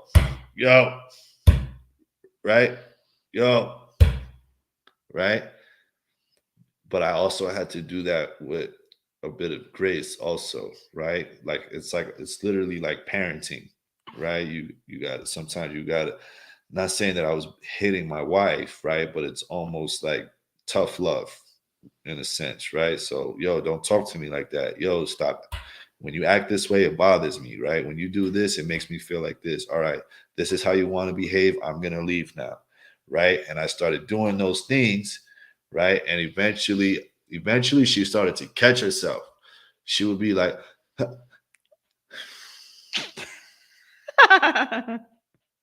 right? Never mind, James. Right? But it was progress, even though she was never mind, James, right? That was progress for me. So I'm like, yeah, she's coming around. You know what I mean? Oh, the sound is gone? Our sound is gone? Oh, sound is fine here. Oh, thank you, because I was like, are we losing it? It says, I think a lot of men desire peace and some women don't understand how it's disrupted and how much men need it. I've been learning this in my marriage and I wish I learned it earlier. That's what I want to talk about. Dun, dun, dun. Guys, I'm so... my brain does not function anymore. My brain does not... Oh, okay. This is what I want to say. So we hear sometimes in the space, right? I like to say that I'm on the outskirts of the manosphere because I don't consider myself RP, red, none of those things. First of all, let me stop this right here. What? I don't think you're in a manosphere space. I'm not. I think you're a woman who shares her experience that resonates with men. Bingo. Cool. Right? It resonates with men. You're not a manosphere content creator. You're not a red pill wife. So we're not going to do that. Okay. Exactly. But when I see this stuff happening right around me, then I also want to address it. James did not say that I have to submit to him. He never said, oh, you need to do this. You need to, be quiet. You need to, he sometimes he'd be like, you need to like get in line. But for the most part, it was never submit to me or else, right? There was never a conversation. Nuts. Oh my gosh, he's losing his mind. But that's something that I hear a lot in the space, and it has to come it comes naturally if you both are in like, if you're in your feminine and he's in his masculine, those things will come, right? You don't have to fight for it. You don't have to, it just naturally comes. I'm going to submit to him because I have respect for my husband. I trust my husband, right? There's a difference there. And that's something that I really wanted to bring up, because this desire for peace only happened once we started working on our conflicts, when we started working in the marriage, right? Now I know, oh, I can't act this way. I need to reel it back. What I'm doing is causing more harm than good in the relationship. And it takes that personal accountability, that personal responsibility to be like, okay, this is not working. How do I make the change? Right. And that's something that I wanted to bring up, because this is what I had brought up earlier. I just couldn't. I just couldn't. Okay. Thank you, Legends of Society 7, for the $4.99. I think it's better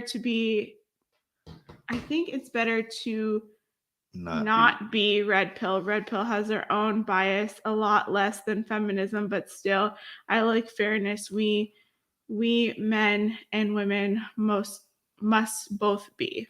Very true. I agree with that sentiment as well. Thank you, Quantum Conclave, for the $4.99. Rebecca, have you ever used the Bernoulli's equation to uplift your marriage? I know what the Bernoulli's equation is, but I've never. I don't know what it is. But I never used it. What is it? Isn't it something in like calculus or something like that? Look it up. You just said you knew. Yeah, but I know that term. Oh, you know the term. We're looking it up right now. Leave it up. Bernoulli's equation. Stand by. It's in fluid dynamics. Yeah, I studied that, but no. I'm trying to do some Bernoulli's equation later. I get it. I get the subtext there. It's the flow of fluid to calm something down, to decrease in the fluid size. Oh my gosh. Thank you, Diego. Is this Mexican? 100? I don't know what the currency is. James, you said you saw potential in Rebecca. Can you elaborate on some of the cues of how you saw this? Because if I were to meet feminist phase Rebecca, I would have discarded immediately. Well, here's the thing, man. Again, I didn't know that I was dating a feminist, right? He just thought I was complicated. I just like, yo, this chick. Just wait till I Bernoulli that thing. But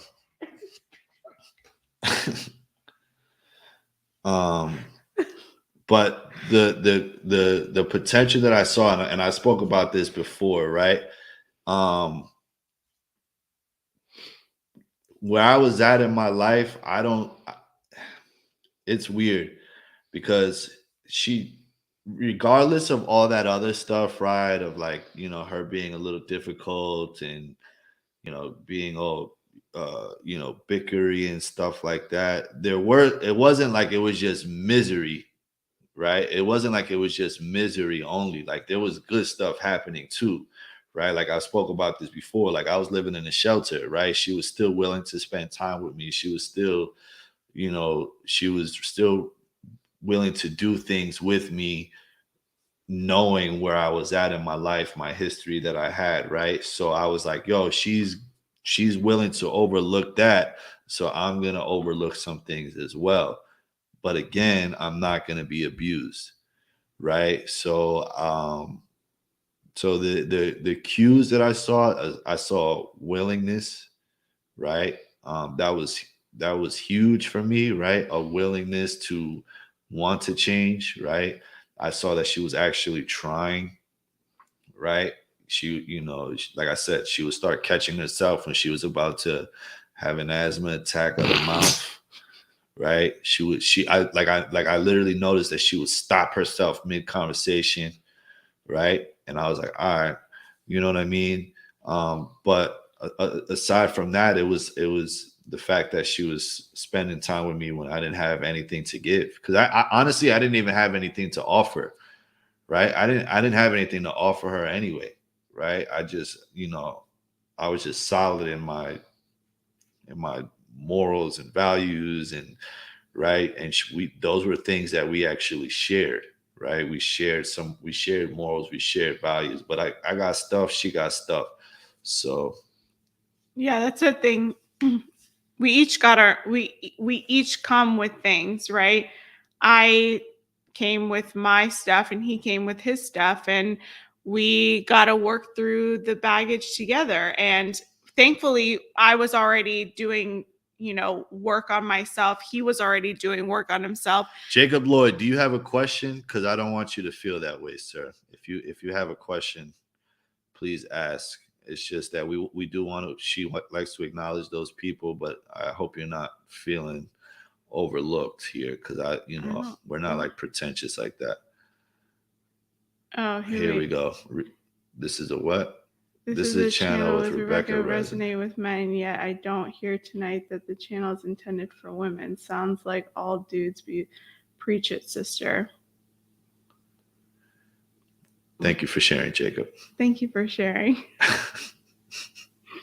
We appreciate you. I speak to women all the time. Literally, all of my videos are addressed to women. And women reach out to her privately. But anyway. The key is I like this. The key is find a person you can build with, where you can raise each other. Correct. That is true. And I think Kevin Samuels talks about this, the IKEA marriage, right? The IKEA relationship. That's what we have. We're an IKEA relationship. We're building. I wouldn't say IKEA. What's city furniture? What's a step up from IKEA? City furniture. City furniture. Or Article. You don't know any furniture stores or rooms to go. I don't like rooms to go. City furniture. But I'm saying, like, we built every step we take, we are getting better. Our relationship is getting stronger. We even just like, we lived separately in New York. He was in a men's home, and I lived in an apartment in Queens. And then we moved to Florida, got a bigger place, moved to where we are now, got a bigger place. The next part of our life is going to be, bigger and better, but it's not even just about like what we have or what we've accumulated, but it's about the strength of our relationship. We put a lot of work in our relationship. And, I was just speaking to our pastor today. Like, he called me to see how I was, and it's having these it's these having these conversations with the right people, with our accountability partners to keep us in check, in alignment. No, absolutely. Okay. What did he say? Mel? No, down. Right there, man. Up. Right there. Oh, make tab I like. Fighting fair requires honesty and vulnerability. If a fight starts out with accusation, insult, shaming, guilt tripping, or an S test, then it's not sharing a concern or wound. It's incorrect. Yes. We said that earlier, that like we don't go in the filing cabinet, we don't make personal attacks. So I agree 100%. We definitely agree. Let's see.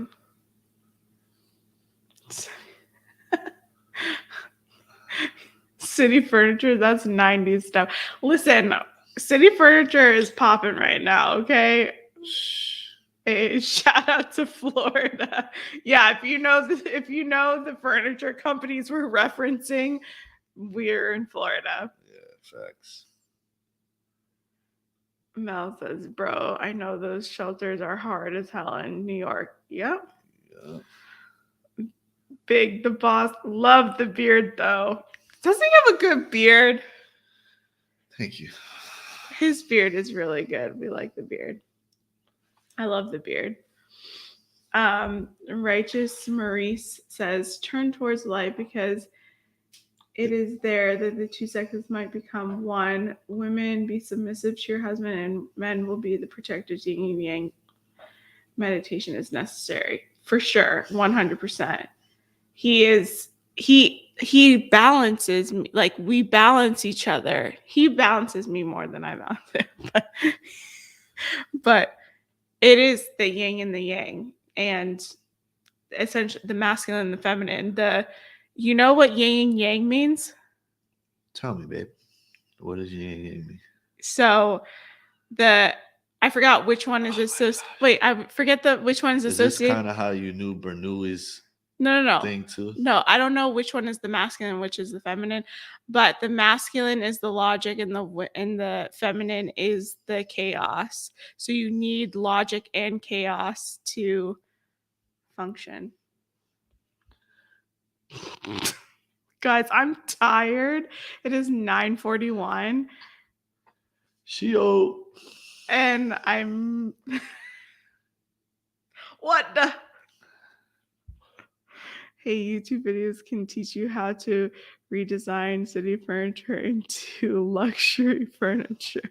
Nah, listen, man. We got dope stuff. We got a couple nice pieces out of there, man. We got a nice little setup. Anything else you want to bring up? Nah, man.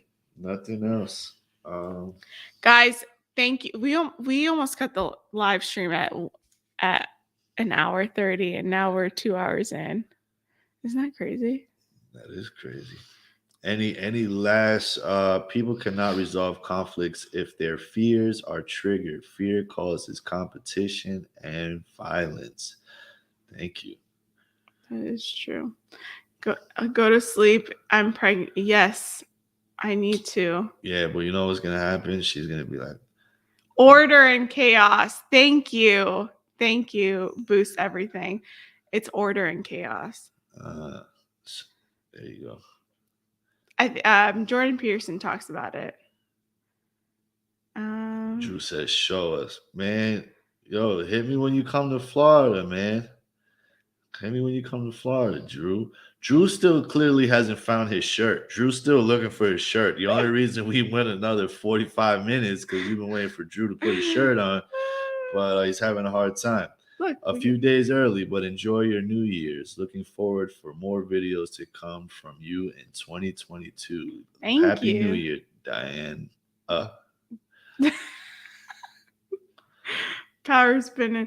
It's 2:42 a.m. here in the UK. I gotta go sleep. Yo, I don't know how. Yeah, nobody knows what happened to Drew, man. Aika. Hey, okay, thank you. Hey, yin is the female and yang is the male. Thank you. Gotcha. At least I got one part of it right. Need you guys. What? Drew, come to Florida. Come to Florida, son. We got a room for you. Partners in a relationship have duties and responsibilities both ways. No one can sit back and expect the other person to do all the work. Both work on your us. That's very good. Yo, MGTOW by Logic is literally comes in clutch with all of the comments. No, that's good. That's true. Literally every single video. Amazing. We answered this, but the baby's coming in February, mid-February, whenever she decides to come. Whenever. She can come early though. She can come at the end of January. I'll take that. Scott says, hell yeah, more videos in 2022. Guys, I'm pre-filming. I'm trying to get videos. Trying to get videos. Red raspberry tea. Yes, I drink red raspberry leaf tea. Literally every night. Yeah, it's right there. Oh wow, that's that red thing? No, it's the box right there.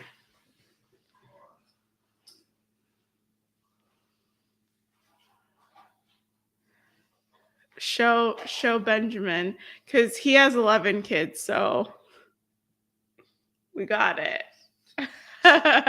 Says the woman's raspberry leaf. This thing is sexist. Well, if you want to prepare your cervix for birth, then sure.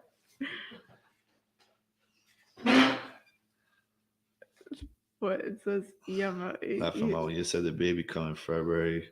Earlier, I thought y'all was talking about the rapper. Oh, the baby. Oh. No. Us, our baby. Damn. Our daughter. What's the chat? Oh gosh. All right, guys, we gotta end it here. Yeah, we're gonna end it here. Listen, man, we would love to know what kind of so we have an issue. We would like to know some topics that y'all would like to talk about, right? I would like to hear from, I would like to hear other people's experience, strength, and hope, like anyone else who has who's married, who's been married, like Mark calling in earlier. Like that was like, Mark, I really appreciate you calling in. Like I need that. That was very good. I like hearing from people who have experience, right? That can kind of guide me. I like looking at people that are a little bit more that have more experience than I do. You know what I mean? In certain situations, because you could actually be younger than me and have been married longer. So I don't want to say older. Yeah, and like, because we're still learning, man. This is a place we're having courageous conversations. We're here to have courageous conversation with you guys. You guys, many of you have dropped like truth bombs in the chat and on our actual calls. So we love it. We want this to be, an open platform for you guys to share your experiences as well.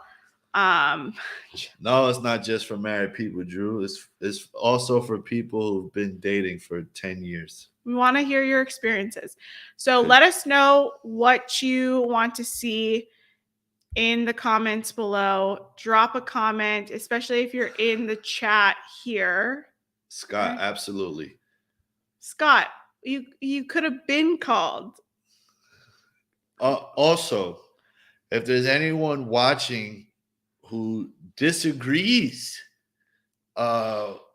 with anything, we would love for you to call in as well, right? Because what happens is a lot of people, not all people, right? But a lot of people will go off saying they don't agree with this and Rebecca that and Rebecca this. This is your cordial invitation to call in where there's any confusion or anything that you want to get off your chest. You can call in and we'll have like some good dialogue about it, Mhm. right? Do you know how many times I've invited feminists and other women onto my channel to literally get not a single message back, an erase, a block? I'm like, let's have a conversation. It's fine. There's nothing, we can have open dialogue, but if you guys have opposing opinions, please share these opinions. We'd love to hear it. Yeah, because you might say something that'll bring her back. No. No, not happening. Okay, I gotta go to bed. I love you all. Thank you all for the super chats. Thank you all for your comments. Thank you all for watching and participating in the call-in portion of the show. You all are amazing, and we love you so much. We'll be back next. Wait. What do you say to people when they ask you why I'm still a virgin, keeping it well after marriage, by the way, but I'm not religious or whatever? I'm not sure. That sounds like a question for you.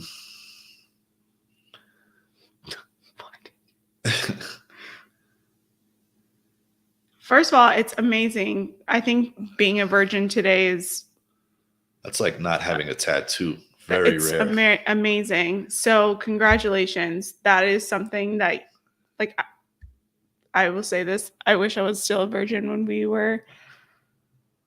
we got married. Like a virgin. Just for the very first time. Okay, we gotta really go at this point. But that's amazing. Congratulations. You don't need to justify anything. You don't have to tell them. And you don't even have to tell. Yeah, you don't have to justify that. That's a good thing. Trust me. If you ask the guys in the chat, what do you think about me being a virgin? They would be like, that's amazing. Because you don't see that too often.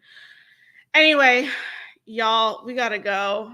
I'm sweating. I gotta pee. I gotta go to bed. Get some of that Bernoulli. We're trying to get the Bernoulli's equation up and going. Thank you so much, everyone, for joining us. And we'll see you next Wednesday after the new year. Happy New Year to each and every one of you. We love you so much. Anything else?